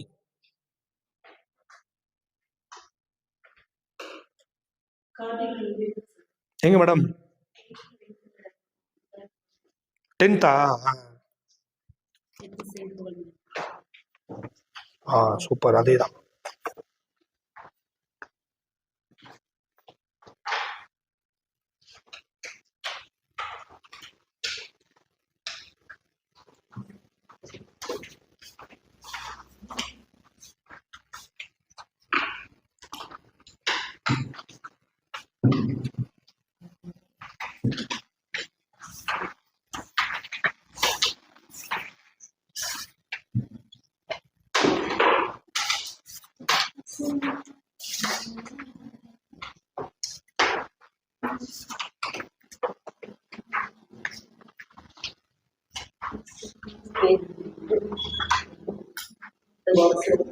ஓகேவா?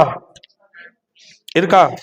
கீழே இப்ப நான் சொல்ற பாயிண்ட் எழுதி எழுதிட்டீங்களா? 1966 முடியரசன் பூங்குடி என்ற நூலுக்கு தமிழக அரசு விருது பெற்ற ஆண்டு 1966 போட்டாச்சா? இப்ப இதுக்கு கீழே ஒரு பாயிண்ட் எழுதுங்க. இந்திய மொழிகளிலேயே மேலை நாட்டு எழுத்துருவில், இந்திய மொழிகளிலேயே மேலை நாட்டு எழுத்துருவில், இந்திய மொழிகளிலேயே மேலை நாட்டு எழுத்துருவில் முதலில் அச்சேரிய மொழி தமிழ். இது போன ஆசிரியர் நியமன தேர்வுல கேட்ட கொஸ்டின். இந்திய மொழிகளிலேயே மேலை நாட்டு எழுத்துருவில் முதலில் அச்சேரிய மொழி தமிழ்.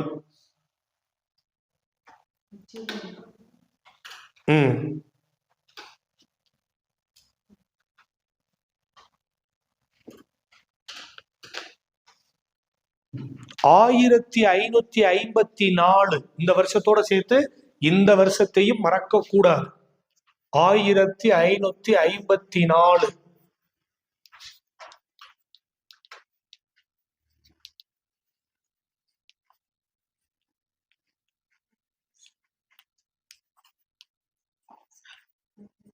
இங்க பாருங்க, தமிழ் லிஸ்பன் எழுதுவா. லிஸ்பன் போர்த்துகீசிய தலைநகரான லிஸ்பன் சிட்டியில 1955 புரியுது இல்லையா? அச்சேரிய மொழி நூலாக கண்டுபிடிக்கப்பட்ட நூலோட பேர் தான் கார்டிலா.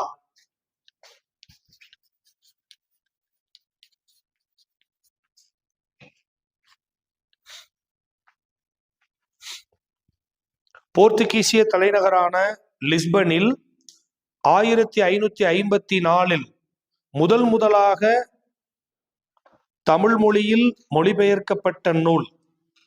போர்த்துகீசிய தலைநகரான லிஸ்பனில்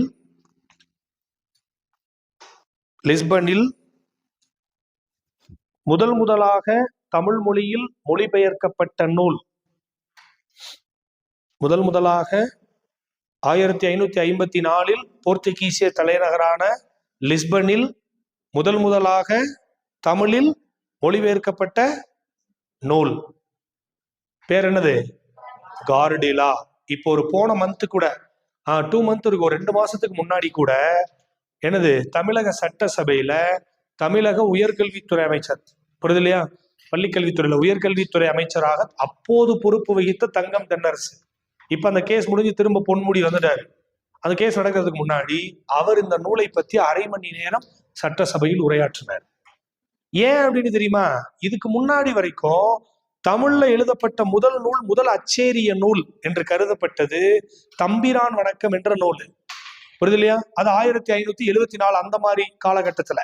ஆனால் 1574க்கு முன்னமே 1554 கிட்டத்தட்ட ஒரு 20-25 ஆண்டுகளுக்கு முன்னமே தமிழ் மொழி அச்சேற்றம் செய்யப்பட்டிருக்கு. தமிழ் மொழி அச்சேறிடுச்சு, புரியுது இல்லையா? அப்ப தமிழ் மொழி அச்சேற்றம் செய்யப்பட்ட ஆண்டு 1554. அது எங்க? போர்த்துகீசிய தலைநகரான லிஸ்பன் சிட்டி. அந்த லிஸ்பன்ல அங்க இருந்த கார்டிலா என்ற நூல். கவனிங்க, இந்த நூல் என்ன நூல் தெரியுமா? தமிழ் போர்த்துகீசிய மறைநூல்.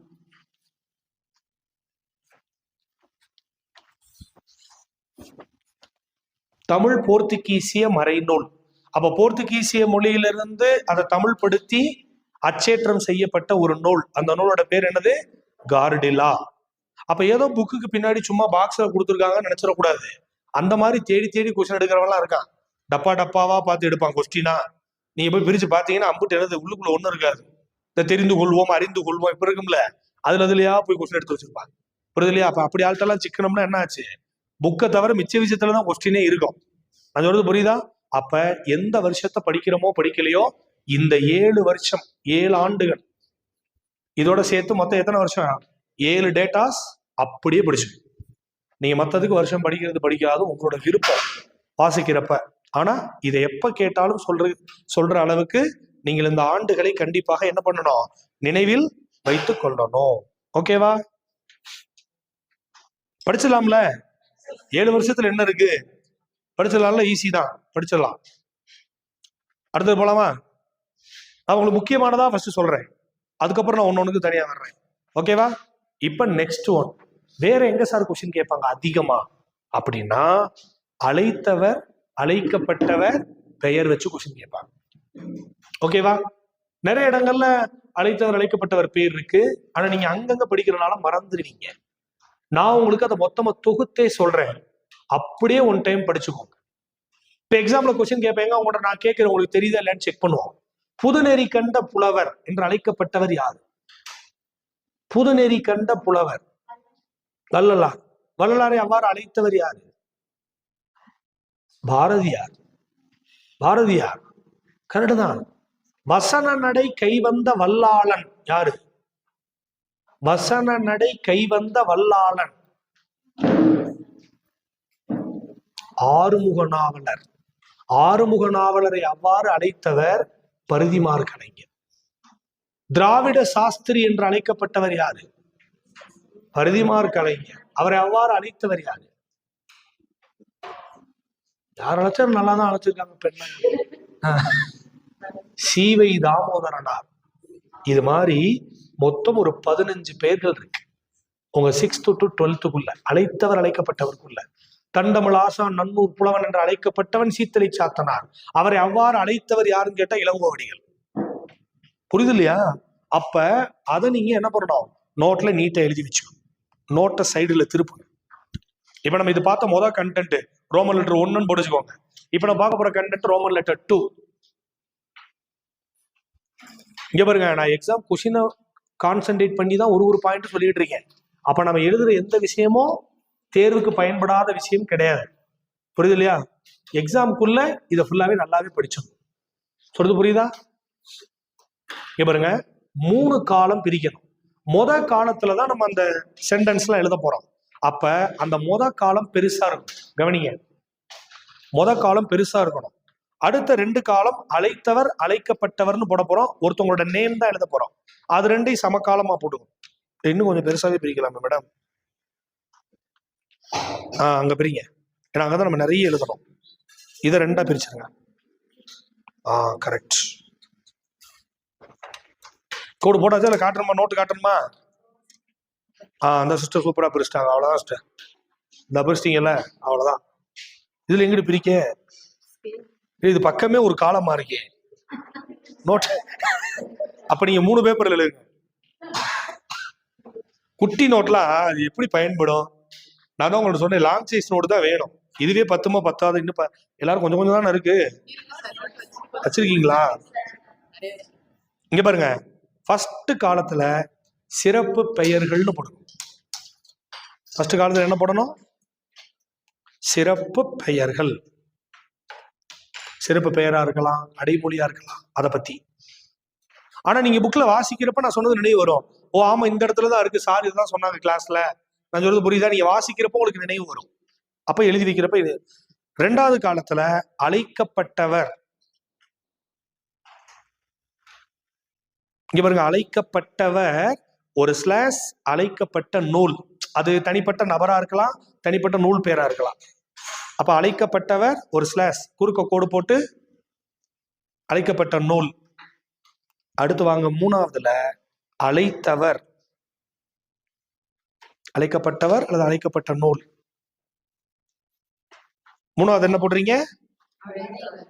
அழைத்தவர். இங்க பாருங்க, கம்பல்சரி கொஸ்டின் வரும், மாற்றமே வேணாம். இப்ப நீங்க எழுத போற இந்த 15 இருந்து கட்டாயம் உங்களுக்கு 1 or 2 கொஸ்டின்ஸ் கம்பல்சரின்னு நினைச்சுக்கோங்க. புரியுது இல்லையா? அதுக்கேற்ற மாதிரி சின்சியரா எழுதி படிச்சோம். நான் சொல்றது புரியுதா? ஃபர்ஸ்ட் 1 சிறப்பு பேர் எழுதுறோமா? சொன்னா எழுதுறீங்களா? எழுதி போடணுமா? கஷ்டமா இருந்தா சொல்லுங்க, எழுதி போடுறேன். ஃபர்ஸ்ட் பேர் என்னது?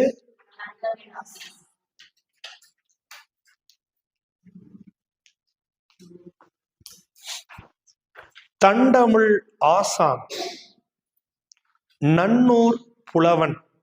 நீங்க கமா போட்டு கூட 2 பேரை எழுதிக்கோங்க. தண்டமிழ் ஆசான் கமா நன்னூர் புலவன். நீங்க உடனே நன்னூர் புலவன் ஆப்ஷன் 7 பவனந்தி முனிவன் இருக்கும். அவர் தான் நன்னூர் எழுதினாரு. உடனே இந்த சிறுமூல வேலை செய்யும். அப்படிலாம் எழுதக்கூடாது. அது நன்னூல் புலவன். இவன் நன்னூர் புலவன். அப்ப தண்டமிழ் ஆசான் நன்னூர் புலவன் என்று அழைக்கப்பட்டவர். அங்க எழுதுங்க, சீத்தலை சாத்தனார். மணிமேகலை எழுதினார்ல, அவரு சீத்தலை சாத்தனார் அழைக்கப்பட்டவர். இங்க அதுல எழுதுங்க. 2வது காலத்துல சீத்தலை சாத்தனார். 3வது காலத்துல என்ன பண்ணணும்? இளங்கோவடிகள். இளங்கோவடிகள் எந்த நூல் எழுதினாரு? சிலப்பதிகாரம். இப்ப ஃபர்ஸ்ட் பாயிண்ட் புரிஞ்சுச்சா? இங்க பாருங்க, 2 கேள்வி. தண்டமிழ் ஆசான் நன்னூர் புலவன் என்று அழைக்கப்பட்டவர் சீத்தலை சாத்தனார். தண்டமிழ் ஆசான் நன்னூர் புலவன் என்று சீத்தலை சாத்தனாரை அழைத்தவர். அவ்வளவுதான். அப்ப ஃபர்ஸ்ட் முடிஞ்சிச்சு. கோடு போட்டு முடிச்சேன். கோட போட்டுருங்க கையோட. செகண்ட் ஒன்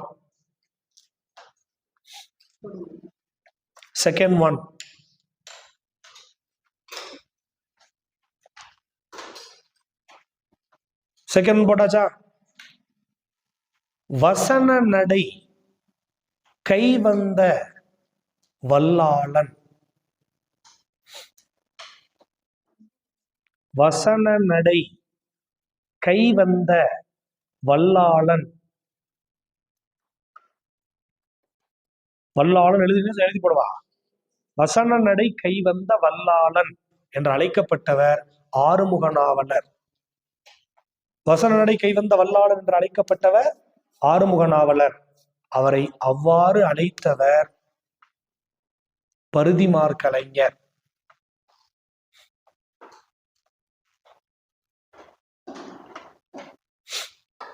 அவரை அவ்வாறு அழைத்தவர் பருதிமார் கலைஞர்.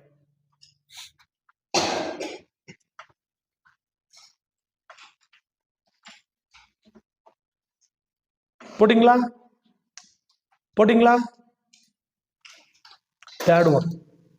தேர்ட் ஒன்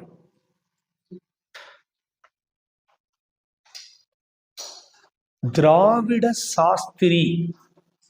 பேர் என்னது? திராவிட சாஸ்திரி. திராவிட சாஸ்திரி. இவருங்க திராவிட சாஸ்திரி என்று அழைக்கப்பட்டவர் யாரு அப்படின்னு கேட்டா பருதிமார் கலைஞர். பருதிமார் கலைஞரை அவ்வாறு அழைத்தவர் சி. வை. தாமோதரனார். அவர் பேரு சி. வை. தாமோதரனார். சி. வை. தாமோதரனார். சி. வை. தாமோதரனார். அப்ப திராவிட சாஸ்திரி என்று அழைக்கப்பட்டவர் கொஸ்டின் கேட்டா பருதிமார் கலைஞர். அவரை அவ்வாறு அழைத்தவர் யாருன்னு கேட்டா சி. வை.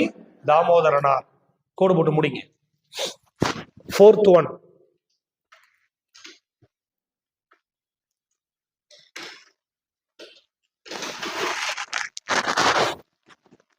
நீ மீண்டும் தோன்றிய பாரதியடா.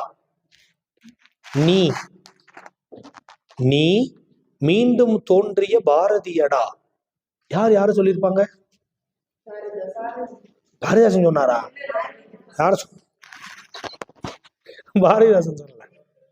நீ மீண்டும் தோன்றிய பாரதியடா என்று அழைக்கப்பட்டவர் பட்டுக்கோட்டை கல்யாண சுந்தரம். அவரை அவ்வாறு அழைத்தவர் தோழர் ப. ஜீவானந்தம். படிச்சிருக்கீங்களா? புரியல. பேரு இங்க பாருங்க. நீ மீண்டும் தோன்றிய பாரதியடா என்று அழைக்கப்பட்டவர் பட்டுக்கோட்டை கல்யாண சுந்தரம். பட்டுக்கோட்டை கல்யாண சுந்தரம். அவரை அவ்வாறு அழைத்தவர் தோழர் ப. ஜீவானந்தம். அவர் பேர் ஜீவானந்தம் தான். தோழர்னு சொல்லுவாங்கல்ல இந்த கம்யூனிசவாதிகள், பொது உடைமை சித்தாந்தவாதிகள். தோழர் ப. ஜீவானந்தம். தோழர் ப. ஜீவானந்தம். இன்னைக்கு பட்டுக்கோட்டை கல்யாண சுந்தரத்துக்கு என்ன அவ்வளவு பெரிய சிறப்பு? புக்ல வாசிச்சிருக்கீங்களா அவருடைய பாடல்கள்? இல்ல அவரை பத்தி ஏதாவது படிச்சிருக்கீங்களா? மக்கள் கவிஞர், பொது உடைமை கவிஞர், பாமர மக்களின் கவிஞர், உழைப்பாளிகளின் உயர்வை பாடியவர். எவ்வளவு பேர் பாருங்க சார். பாடினதே ஒரு 54 பாட்டு தான். ஆனால் அந்த ஒரு பாடலும் மக்களுக்கு பயன்படுகிற கருத்தை மட்டுமே தன் வாழ்நாள் இறுதி வரைக்கும் பாடினவர். புரியுது இல்லையா? ஏன்னா சென்னையில அவர் நடந்து போறாரு, தார் ரோட்ல, மெரினா பீச் பக்கத்துல இருக்கிற அந்த ரோட்ல நடந்து போறாரு, கடற்கரை சாலையில. 12 மணி வெயில், செருப்பு அருந்து போச்சு. கூட வந்த நண்பர் சொன்னாரு, என் செருப்பு அருந்து போச்சு, சரி கொஞ்ச நேரம் இந்த வெயில்ல நடக்க முடியாது, 12 மணி வெயில் தார் ரோட்ல நடந்தா எப்படி இருக்கும், நீ கொஞ்ச நேரம் செருப்பு போட்டுக்கோ, கொஞ்ச தூரம் தள்ளி போய் நான் போட்டுக்கிறேன், மாறி மாறி போட்டு நடந்து போயிடலாம்.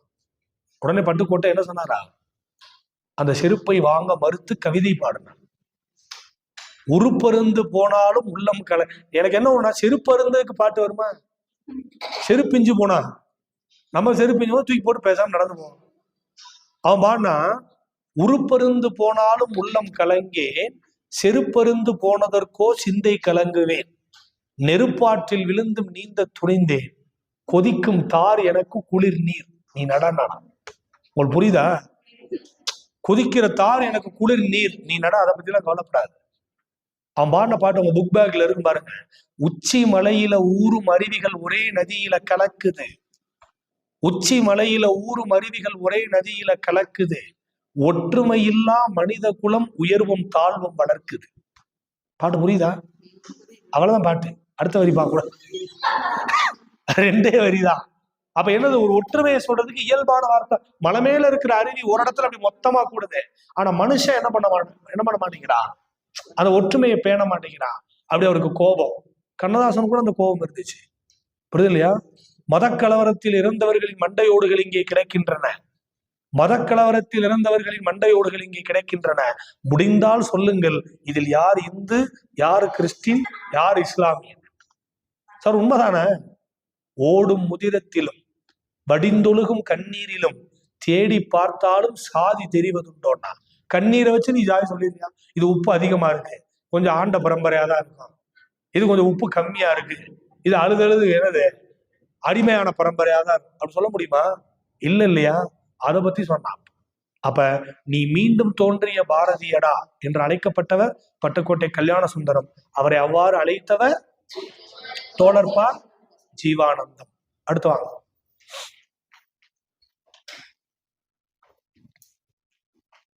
பரணிக்கோர் ஜெயம் கொண்டார், பரணிக்கோர் ஜெயம் கொண்டார். ஏன்னா பரணி பாடுவதில் அவன் தானே வல்லவன். ஆணை 1000 அமரிடை வென்ற மாணவனுக்கு வகுப்பதோர் பரணி என்று பன்னிரு படலம் சொல்லுது, பன்னிரு பாட்டியல் சொல்லுது. அப்ப பன்னிரு பாட்டி இலக்கணத்திற்கு இணங்க பரணிக்கோர் ஜெயங்கொண்டார், பரணிக்கோர் ஜெயங்கொண்டார் என்று அழைக்கப்பட்டவர் ஜெயங்கொண்டார், பரணிக்கோர் ஜெயங்கொண்டார் என்று அழைக்கப்பட்டவர் ஜெயங்கொண்டார். அவரை அவ்வாறு அழைத்தவர் யாரு? அவரை அவ்வாறு அழைத்தவர் பலபட்டடை சொக்கநாத புலவர். நூலை புகழ்ந்ததுதான் அவரு. அடுத்து சொல்றேன், பலபட்டடை சொக்கநாத புலவர். இவருங்க பலபட்டடை அப்படின்னா அரசவையில பாக்குற ஒரு வகையான கணக்கு தொழில் புரியுறவங்க. பலபட்டடை சொக்கநாத புலவர், அவர் வேற ஆளு. அது ஒரு போலீஸ் குரூப், இது ஒரு போலீஸ் குரூப், அப்படி ஞாபகம். பரணிக்கோர் ஜெயங்கொண்டார் என்று அழைக்கப்பட்டவர் ஜெயங்கொண்டார், ஜெயங்கொண்டாரை அவ்வாறு அழைத்தவர் பலபட்டடை சொக்கநாத புலவர். போட்டாச்சா? போட்டாச்சா? அடுத்தது வாங்க. தென் தமிழ் தெய்வ பரணி, தென் தமிழ், தென் தமிழ் தெய்வ, தென் தமிழ் தெய்வ பரணி, தென் தமிழ் தெய்வ பரணி என்று அழைக்கப்பட்ட நூல் எது தெரியுமா? கலிங்கத்து பரணி. அதை அவ்வாறு புகழ்ந்தவர் ஒட்டக்கூத்தர். அப்ப அந்த ஆள் அந்த அழைக்கப்பட்டவர் எழுதுவோம்ல, அங்க எழுதுங்க கலிங்கத்து பரணி, அழைத்தவர் ஒட்டக்கூத்தர். தென் தமிழ் தெய்வ பரணி இங்க, கலிங்கத்து பரணி ஒட்டக்கூத்தர். நான் தான் மேல சொன்னேன் பாருங்க, அழைக்கப்பட்டவர் அல்லது அழைக்கப்பட்ட நூல்னு சொன்னா மேல நீங்க ஹெட்டிங் என்ன போட்டீங்க? ஒண்ணு அழைக்கப்பட்டவரா இருப்பாரு, இல்லைன்னா அழைக்கப்பட்ட நூலாதான் இருக்கும்னு சொன்னா அவ்வளவுதான். அப்ப தென் தமிழ் தெய்வ பரணி கலிங்கத்து பரணி சொன்னது யாரு? ஒட்டக்கூத்தர். 6th one போட்டீங்களா? போட்டாச்சா? 7th one. அடுத்து இங்க பாருங்க, பக்தி சுவை நனி சொட்ட சொட்ட பாடிய கவி வளவன். யாரு சொன்னா? யார சொன்னா? பக்தி சுவை நனி சொட்ட சொட்ட பாடிய கவி வளவ.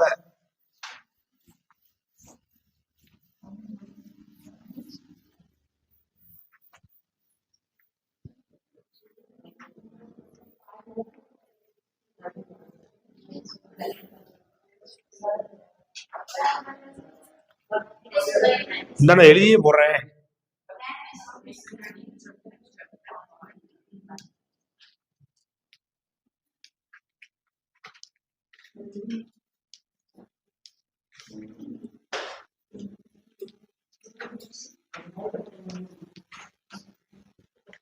பக்தி சுவை நனி சொட்ட சொட்ட பாடிய கவி வளவ என புகழப்பட்டவர் சேக்கிலார். சேக்கிலாரை அவ்வாறு புகழ்ந்தவர் மகா வித்வான் மீனாட்சி சுந்தரனார். அர்த்தம் புரியுதா? புரியுதா புரியலையா?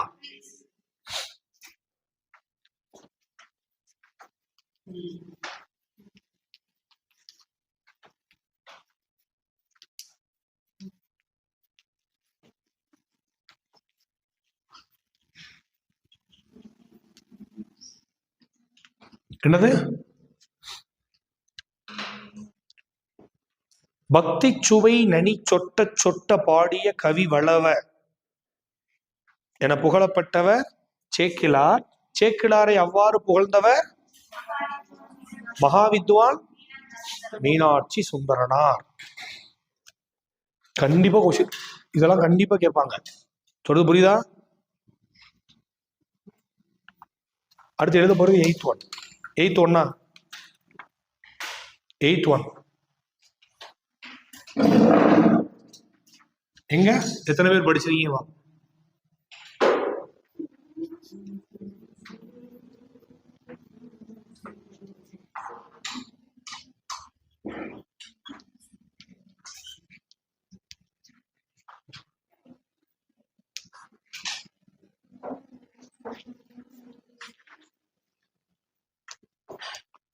தேனிலே ஊறிய செந்தமிழின் சுவைதேரும் சிலப்பதிகாரம் என்று புகழப்பட்ட நூல்.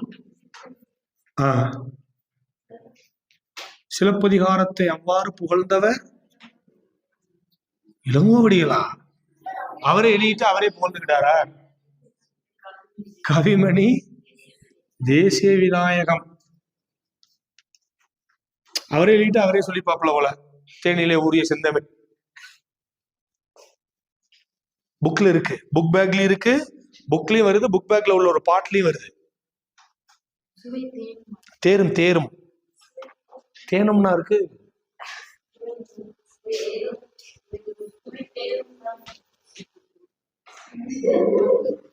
தேரும் தேனிலே ஊறிய செந்தமிழின் சுவைதேரும் சிலப்பதிகாரம்.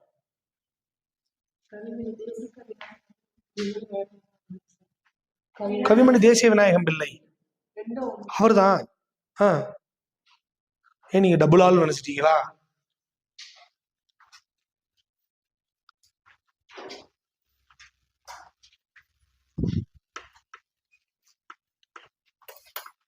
அடுத்த போலாமா? தொண்டு செய்து பழுத்த பழம் தூய தாடி மார்பில் விழும். யாரு சொன்னா?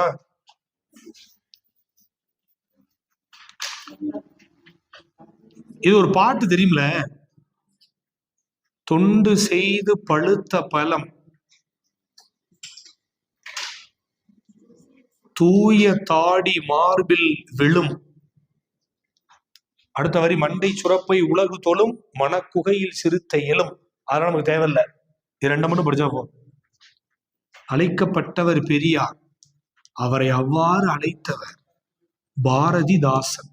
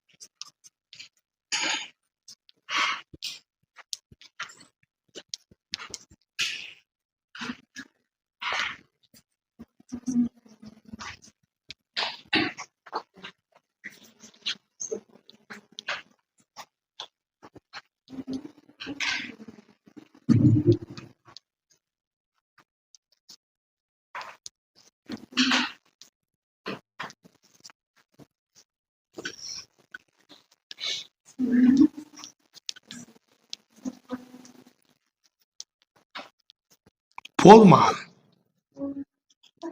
இல்ல அவர் அப்படி சொல்லியிருக்காரு, நான் என்ன பண்ண, நமக்கு போதும் தான் தோணுது. இங்க பாருங்க, இது எல்லா பேரும் மறக்கவே கூடாது. இங்க பாருங்க, கவி முரசு, கதையின் புதையல், சிந்துக்கு தந்தை, செந்தமிழ் தேனி, பைந்தமிழ் தேர்பாகன், அறம்பாடிய அறிஞன், மரம் பாடிய மறவன், நீடுதுயில் நீக்க பாடி வந்த நிலா, காடு கமல வந்த கற்பூர சொற்கோ, இது எல்லா பெயராலும் அழைக்கப்பட்டவர் பாரதியார். இவரை அவ்வாறு அழைத்தவர் பாரதிதாசன். புரியுதா? டஜன் கணக்குல இருக்கு. அழைக்கப்பட்டவர் யாரு? பாரதியார். அழைத்தவர் யாரு? கண்டிப்பா கொஸ்டின் வரும். ஆனா எல்லாமே வராது. 50 பேரும் கொடுக்க மாட்டான், ஏதோ 2 பேர் கொடுப்பான். நீடுதுயில் நீக்க பாடி வந்த நிலா என்று பாரதியாரை புகழ்ந்தவர் யாரு? இல்ல அறம்பாடிய அறிஞன், மரம் பாடிய மறவன் என்று பாரதியாரை புகழ்ந்தவர் யாரு? அப்படிதான் கேட்பாங்க. ஆனா புக்ல இருக்கிறனால நம்ம எல்லா பேரும் எழுதி வச்சுக்கிறோம். ஓகேவா? 9th 10th தான் வரும்னு நினைக்கிறேன். செய்யுள்ள எது மேடம்? மரம் பாடிய மறவன், அறம்பாடிய அறிஞன், மரம் பாடிய மறவன்.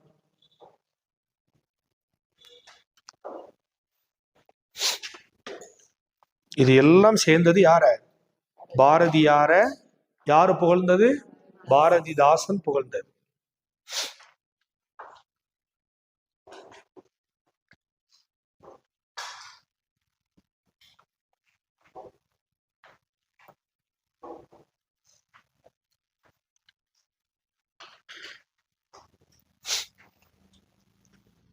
போட்டீங்களா?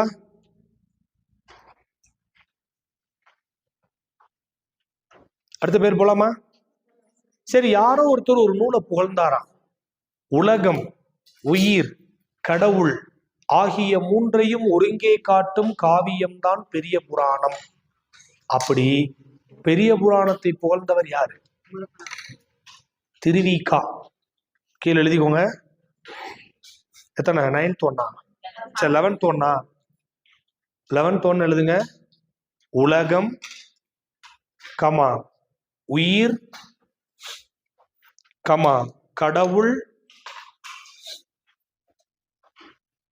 உலகம், உயிர், கடவுள் ஆகிய மூன்றையும்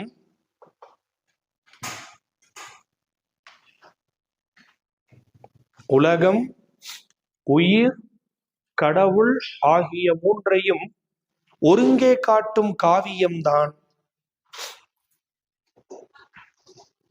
உலகம், உயிர், கடவுள் ஆகிய மூன்றையும் ஒருங்கே காட்டும் காவியம்தான்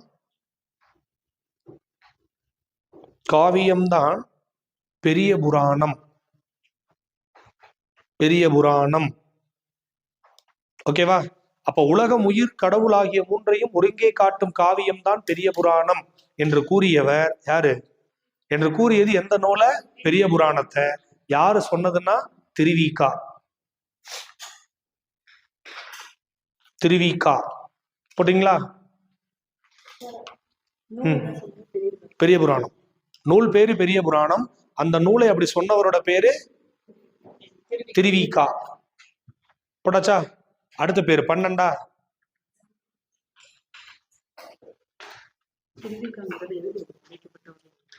அழைத்தவர். இந்த இது வந்து நூல் வந்து பெரிய புராணம். பெரிய புராணத்தை அவ்வாறு அழைத்தவர் திருவிகா. போட்டீங்களா? அடுத்த போலாமா? இக்கால ஔவையார் அல்லது 20ஆம் நூற்றாண்டின் ஔவையார். யார் இந்த அம்மா?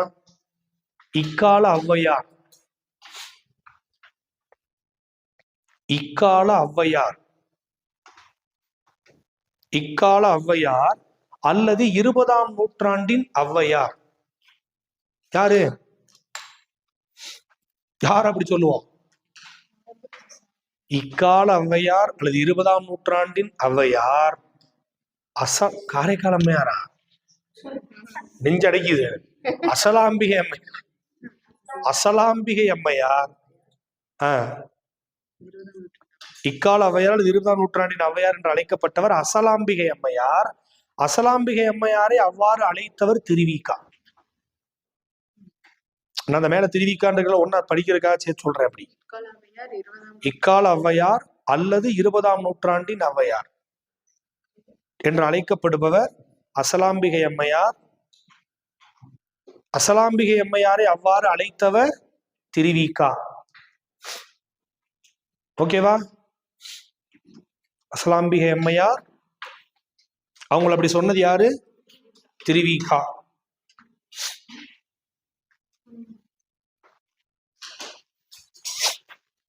எழுதிங்களா? அடுத்தது வாங்க. 13. 13 எப்படி நம்பர் அவ்வளவு நம்பர் நீங்க தப்பு போட்டீங்களா? 7 8 போட்டு திரும்ப 7 8 போட்டீங்களா? அதான பார்த்தேன். முதல்ல கரெக்ட் தானே? 13 ரைட். 13 தென்னாட்டின் ஜான்சி ராணி யார் இந்த அம்மா? தென்னாட்டின் ஜான்சி ராணி என்று அழைக்கப்பட்டது கடலூர் அஞ்சலை அம்மாள். கடலூர் அஞ்சலை அம்மாளை அவ்வாறு அழைத்தவர் காந்தியடிகள். தென்னாட்டின் ஜான்சி ராணி, தென்னாட்டின் ஜான்சி ராணி என்று அழைக்கப்பட்டவர் கடலூர் அஞ்சலை அம்மாள். கடலூர் அஞ்சலை அம்மாள். கடலூர் அஞ்சலை அம்மாளை அவ்வாறு அழைத்தவர் யார் அப்படின்னு கேட்டா காந்தியடிகள்.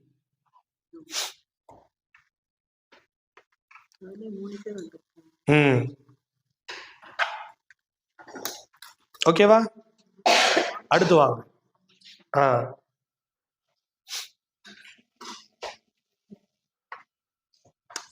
போட்டாச்சா?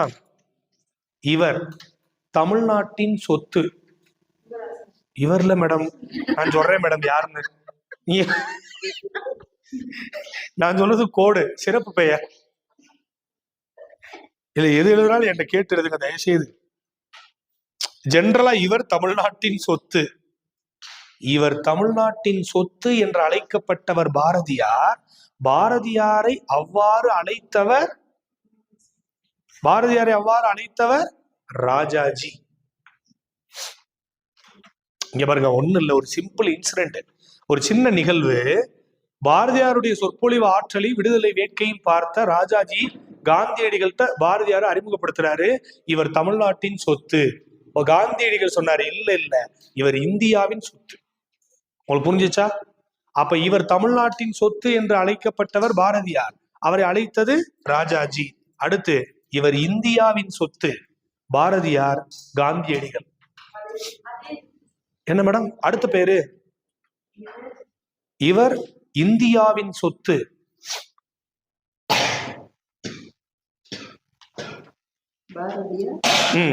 இவர் இந்தியாவின் சொத்து என்று அழைக்கப்பட்டவர் பாரதியார். பாரதியாரை அவ்வாறு அழைத்தவர் காந்தியடிகள்.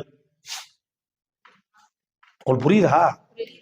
ஒரு நிகழ்வுல அவரை பத்தி பேசி அவரை பத்தி தெரிஞ்சுக்கிட்ட பிறகு ராஜாஜி காந்தியடிகள்கிட்ட அறிமுகப்படுத்துறப்ப இவர் தமிழ்நாட்டின் சொத்துன்னு சொல்றாரு. காந்தியடிகள் இல்ல இல்ல இவர் என்னது, இவர் இந்தியாவின் சொத்துன்னு சொல்றாரு. போட்டீங்களா? அடுத்த பேர் அரை நிர்வாண பக்கிரி. காந்தியடிகள் நெசவாளர்களை பார்த்து அவங்களுக்கு எப்ப முழுமையாக ஆடை கிடைக்குதோ அப்பதான் நான் என்ன பண்ணுவேன், ஆடை உடுத்துவேன், தன் மேலாடையை துறந்தார் இல்லையா?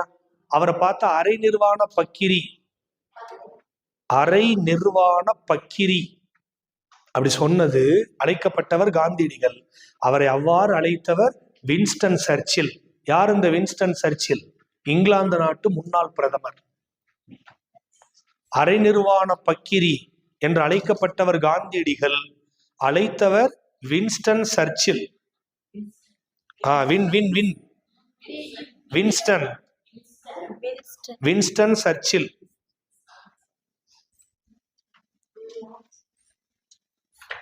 வின்ஸ்டன் சர்ச்சில் யார்? இவரு இங்கிலாந்து நாட்டு முன்னாள் பிரதமர்.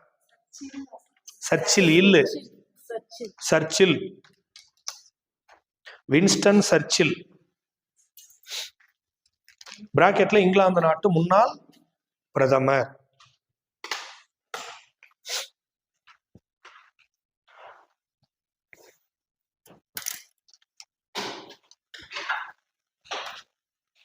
எழுதிட்டீங்களா? அடுத்தது எழுதுங்க. இசை பேரரசி. இசை இசை பேரரசி. இசை பேரரசி என்று அழைக்கப்பட்டவர் MS. Subbulakshmi. MS. Subbulakshmi. MS. Subbulakshmi. அந்த எம்.எஸ். சுப்புலட்சுமி அவ்வாறு அழைத்தவர் நேரு, ஜவஹர்லால் நேரு.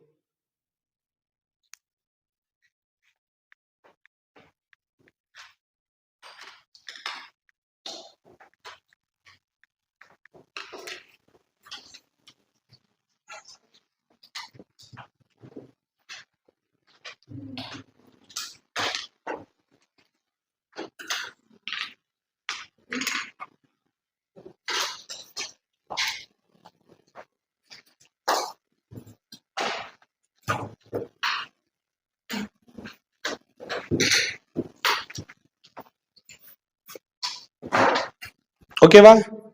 அடுத்த பேர் ரொம்ப முக்கியம். நீங்க புக்கு நல்லா படிச்சிருந்தீங்கன்னா தெரியும். எத்தனை பேர் தெரியும் பார்ப்போம். நீயே புருஷமேரு. நீயே புருஷமேரு என்று அழைக்கப்பட்டவர் யாரு? அழைத்தவர் ஒரு மிகச்சிறந்த கொடைவாதி மாயூரம் வேதநாயகம் பிள்ளை. யார் இந்த மாயூரம் வேதநாயகம் பிள்ளை? தமிழில் எழுதப்பட்ட முதல் நாவலான பிரதாப முதலியார் சரித்திரம் என்ற நூலை எழுதி புகழ் பெற்றவர். எல்லாருக்கும் கொடை கொடுப்பார். இவர் கொடுத்த கொடையை பார்த்து இவரை பெருமைப்படுத்த விரும்பிய கோபாலகிருஷ்ண பாரதியார் நீயே புருஷமேரு என்ற ஒரு பாடல் எழுதுறார். புரியுது இல்லையா? நீயே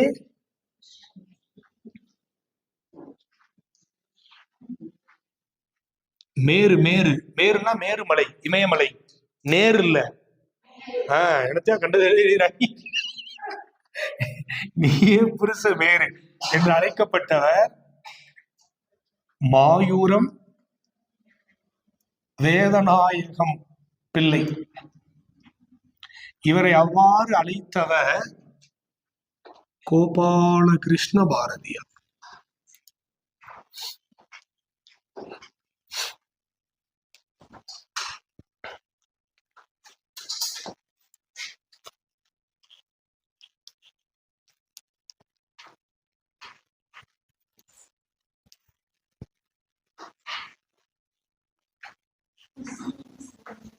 யாரு? இஸ்மத் சன்னியாசி.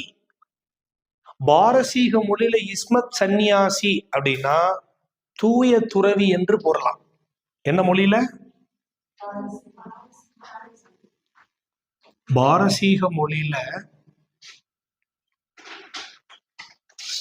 யாரு தூய துறவி? தைரியநாதர் என்று அழைக்கப்படுகின்ற வீரமா முனிவர். இவரை அவ்வாறு அழைத்தவர் சந்தா சாஹிப். நீ சந்தா சாஹிப் கேள்விப்பட்டிருப்பீங்கல்ல?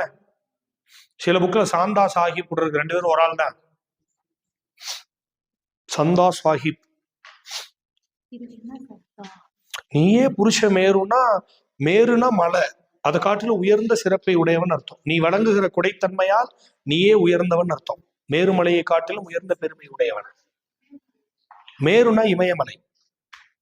நீயே புருஷமேரு அப்படின்னா உன்னுடைய கொடை வள்ளல் குணத்தால மேருமலையை காட்டிலும் உயர்ந்த பெருமைக்குரியவன் நீதான் அப்படின்னு சொல்ற மாதிரி மீனிங் உள்ள பாட்டு. உங்க புக்ல இந்த இன்சிடென்ட் எல்லாம் வரும்.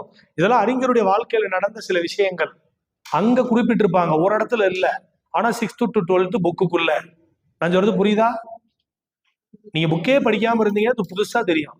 புக்கை ரீட் பண்ணிட்டீங்கன்னா நீங்க ரீட் பண்ணும் போதே புக்ல என் முகர வரும். ஓகே, சார் சொன்னாரு, ரைட், இந்த இடத்துல சார் இல்ல, அப்படி வரும்போது உங்க ஞாபகப்படுத்தி, ரைட், சார் சொன்னாங்கல்ல, அது மாதிரிதான் இது இருக்கும் அப்படி சொல்லி இருக்கு. அப்ப இஸ்மத் சன்னியாசி பாரசீக மொழி. என்ன துறவி? தூய துறவி. என்ன ஆடை உடுத்துவாரு? வீரமாமுனிவர் காவி உடை தரிப்பர். புரியுது இல்லையா? என்னை பொறுத்த மட்டும் வீரமாமுனிவர் முழுவதுமாக கத்தோலிக்க கிறிஸ்தவத்தை பரப்ப வந்ததுதான் அவருடைய நோக்கமாக இருந்தாலும் கூட இந்த மக்களினுடைய அடித்தளமான பண்பாட்டை அவர் பாதுகாத்தார். இவங்கிட்ட இருந்து அவங்க வேறுபடல. நீங்க அதனாலதான் இன்னைக்கு சிஎஸ்சி கிறிஸ்டின்ஸ் மற்ற அந்த சுயாதீன சபைகள்லாம் நிறைய இருக்குல்ல, அவங்க எல்லாம் வேற வேற கோட்பாட்டை மொழிந்தாலும் ஆர்சி கிறிஸ்டின்ஸ் கிட்டத்தட்ட இந்துக்களினுடைய முறைகளில் ஒத்து போறவங்க. தெரியும்ல, நான் அதனால அடிக்கடி சாப்பிட்டு கூட டிஸ்கஷன் பண்றப்பே சொல்லுவேன். ஏன்னு கேட்டா, ஒரு மொழியே நீ ஒரு மொழிக்குள்ள தன் சமயத்தை பரப்புவது நோக்கமாக இருந்தாலும் அந்த மக்களினுடைய பண்பாட்டை அழிக்காமல் அதை பேணி பாதுகாக்கிறது ரொம்ப முக்கியம். ஆமா தானே? சார் கூட சொல்லிட்டு இருந்தாங்க, பைபிள்லாம் நிறைய தூய தமிழ்ல வார்த்தைகள் எல்லாம் அப்பப்ப என்ன பண்ணுவாங்க, நிறைய எழுதி அந்த விஷயங்களை அதை ஃபாலோ பண்ணிலாம் நிறைய விஷயங்கள் இது பண்ணுவாங்க அப்படி சொல்லி. அதனால அது ஒரு பெரிய விஷயம் உண்மையிலே. ஏன்னு கேட்டா, இன்னைக்கு ஆறுமுக நாவலர் தான் பைபிள்ல இருக்க பல வார்த்தைகளை கொடுத்தது. ஆறுமுக நாவலர் தீவிர சைவ மத பற்றாளர், ஆனால் சமயங்களை கடந்து பைபிள் விவிலியத்திற்கு பல வார்த்தைகளை கொடுத்தார். பெர்சிவல் பாதிரியார்னு ஒருத்தர் இருக்காரு. அந்த பெர்சிவல் பாதிரியார் இன்னைக்கு ஆனது இதை மொழிபெயர்க்கிறதுக்கு மிகப்பெரிய அளவுல உதவினார். பைபிள் என்ன மொழியில இருந்துச்சு? பைபிளினுடைய மூல மொழி என்ன மொழி? பைபிள் எழுதப்பட்ட மொழி என்ன மொழி? கிரேக்கத்துல ஹீப்ரு இல்லையா? ஹீப்ரு மொழியில. ஆனா அந்த ஹீப்ரு மொழியில தாண்டி இன்னைக்கு அந்த தமிழ் மொழியில் வந்தப்ப கூட அதுல இருக்க கருத்துக்கள் அப்படி சிதையாம தமிழ்ல கொண்டு வந்திருக்காங்கல்ல, அது எவ்வளவு பெரிய விஷயம் உண்டா இல்லையா? இன்னைக்கு எத்தனையோ மொழிகள்ல மொழிபெயர்த்தாலும் கூட தமிழ் மொழியின் அதன் மூல கருத்து சிதையவே இல்லையா. அவங்க என்ன அங்க எழுதியிருப்பாங்களோ அதை அப்படியே முடிந்த மட்டில் கூடுமான வரையில நல்ல தமிழ் சொற்கள் என்ன பண்ணிருக்காங்க, கொடுத்துருக்காங்க. அதுக்கு காரணம் பெர்சிவல் பாதிரியார் போன்ற மிகப்பெரிய அறிஞர்கள். அதுக்கு உதவுன ஆறுமுக நாவலர், சில நிறைய தமிழ் அறிஞர்கள் அதுக்கு என்ன பண்ணிருக்காங்க, ஹெல்ப் பண்ணியிருக்காங்க. அந்த பைபிள் அவ்வளவு நல்லா கொண்டு வரணும் அப்படின்றதுக்காக அந்த வார்த்தைகள்லாம் நிறைய கொடுத்துருக்காங்க. புரியுது இல்லையா? அப்ப இஸ்மத் சன்னியாசி பாரசீக மொழியில் தூய துறவி வீரமாமுனிவர், அவரை அவ்வாறு அழைத்தவர் சந்தா சாஹிப். ஓகேவா? அடுத்த பேர் வாங்க. பதி. இப்ப எழுத போறது 20. பகுத்தறிவு செம்மல். யாரும் சொல்லுங்க பாப்போம். பகுத்தறிவு செம்மல். ஆஹா, பம்மல் சம்பந்தனாரா? சம்பந்தம் இல்லாம பம்மல் சம்பந்தனாரு இல்ல. இது பெரியார சொல்லல, ஆனா பெரியார் ஒருத்தர் சொல்லியிருக்கேன். எழுதுங்க. பகுத்தறிவு செம்மல், கமா ஆராய்ச்சியின் சிகரம். ஆராய்ச்சியின் சிகரம், கமா மக்களின் மாபெரும் வழிகாட்டி.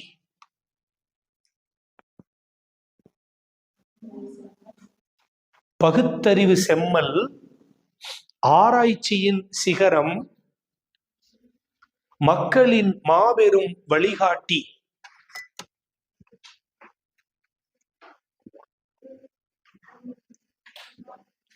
பகுத்தறிவு செம்மல், ஆராய்ச்சியின் சிகரம், மக்களின் மாபெரும் வழிகாட்டி. யார் சொன்னார்?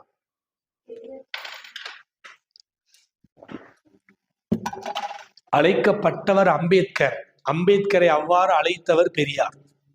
ஆனா நம்ம பகுத்தறிவு செம்மல்லோட நேரம் எங்க போவோம்? பெரியார்கிட்ட. பகுத்தறிவு தந்தை அல்லது பகுத்தறிவு பகலவன் பெரியார். பகுத்தறிவு செம்மல், ஆராய்ச்சியின் சிகரம், மக்களின் மாபெரும் வழிகாட்டி என்று புகழப்பட்டவர் அம்பேத்கர். அவரை அவ்வாறு புகழ்ந்தவர் யாரு? பெரியார். அடுத்து வாங்க. தமிழகத்தின் அன்னி பெசன்ட். யார் அப்படி சொல்லுவாங்க? தமிழகத்தின் அன்னி பெசன்ட். தமிழகத்தின் அன்னி பெசன்ட் முத்துலட்சுமி ரெட்டியவா சொல்லுவாங்க. அப்படி தமிழகத்தின் அன்னி பெசன்ட் என்று அழைக்கப்பட்டவர் மூவலூர் ராமாமிர்தம் அம்மையார். யாரும் தெரியுமா?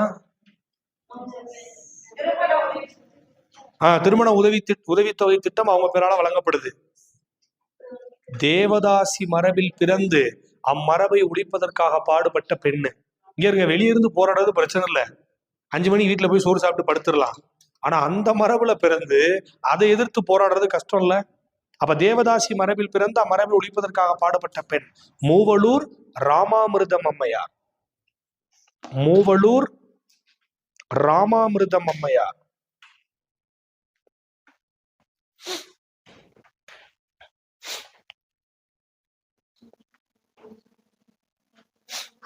மூவலூர் தமிழகத்தின் அன்னி பெசன்ட் என்று அழைக்கப்பட்டவர் மூவலூர் ராமாமிர்தம் அம்மையார். அவரை அவ்வாறு அழைத்தவர் யார் அப்படின்னு கேட்டா அறிஞர் அண்ணா.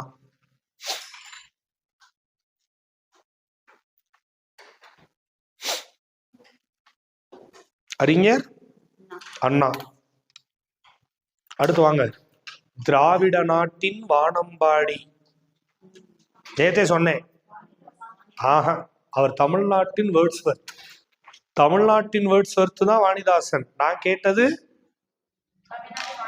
திராவிட நாட்டின் வானம்பாடி என்று அழைக்கப்பட்டவர் முடியரசன். முடியரசனை அவ்வாறு அழைத்தவர் அறிஞர் அண்ணா.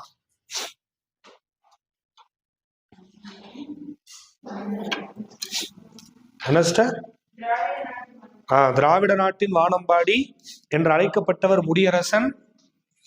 முடியரசனை எவ்வாறு அழைத்தவர் அறிஞர் அண்ணா. ஓகேவா? இருக்கட்டும், பிரேக் முடிச்சுட்டு வாங்க பாப்போம். டீ சாப்பிட்டு வாங்க. உங்களோட ப்ரீவியஸ் கொஸ்டின் பேப்பர் இருந்தா செக் பண்ணி பாருங்க, என்னென்ன கேட்டிருக்காங்க மென்ஷன் பண்ணி பாருங்க. கண்டிப்பா 6th to 12th இது வரனால 1 or 2 கொஸ்டின்ஸ் உங்களுக்கு எக்ஸாம்பிள் அங்க இருக்கும். அது போக இருக்கிறது முக்கியம். சாப்பிட்டுட்டு இப்போ டீ சாப்பிட்டு வந்து பிரேக் முடிச்சுட்டு வந்து பாருங்க. இன்னைக்குள்ள இதை படிச்சிருங்க. எப்படினாலும் இன்னைக்கு சாயந்தரத்துக்குள்ள திரும்ப திரும்ப திரும்ப வாசிச்சாலே நினைவுக்கு வரும். ஓகேவா?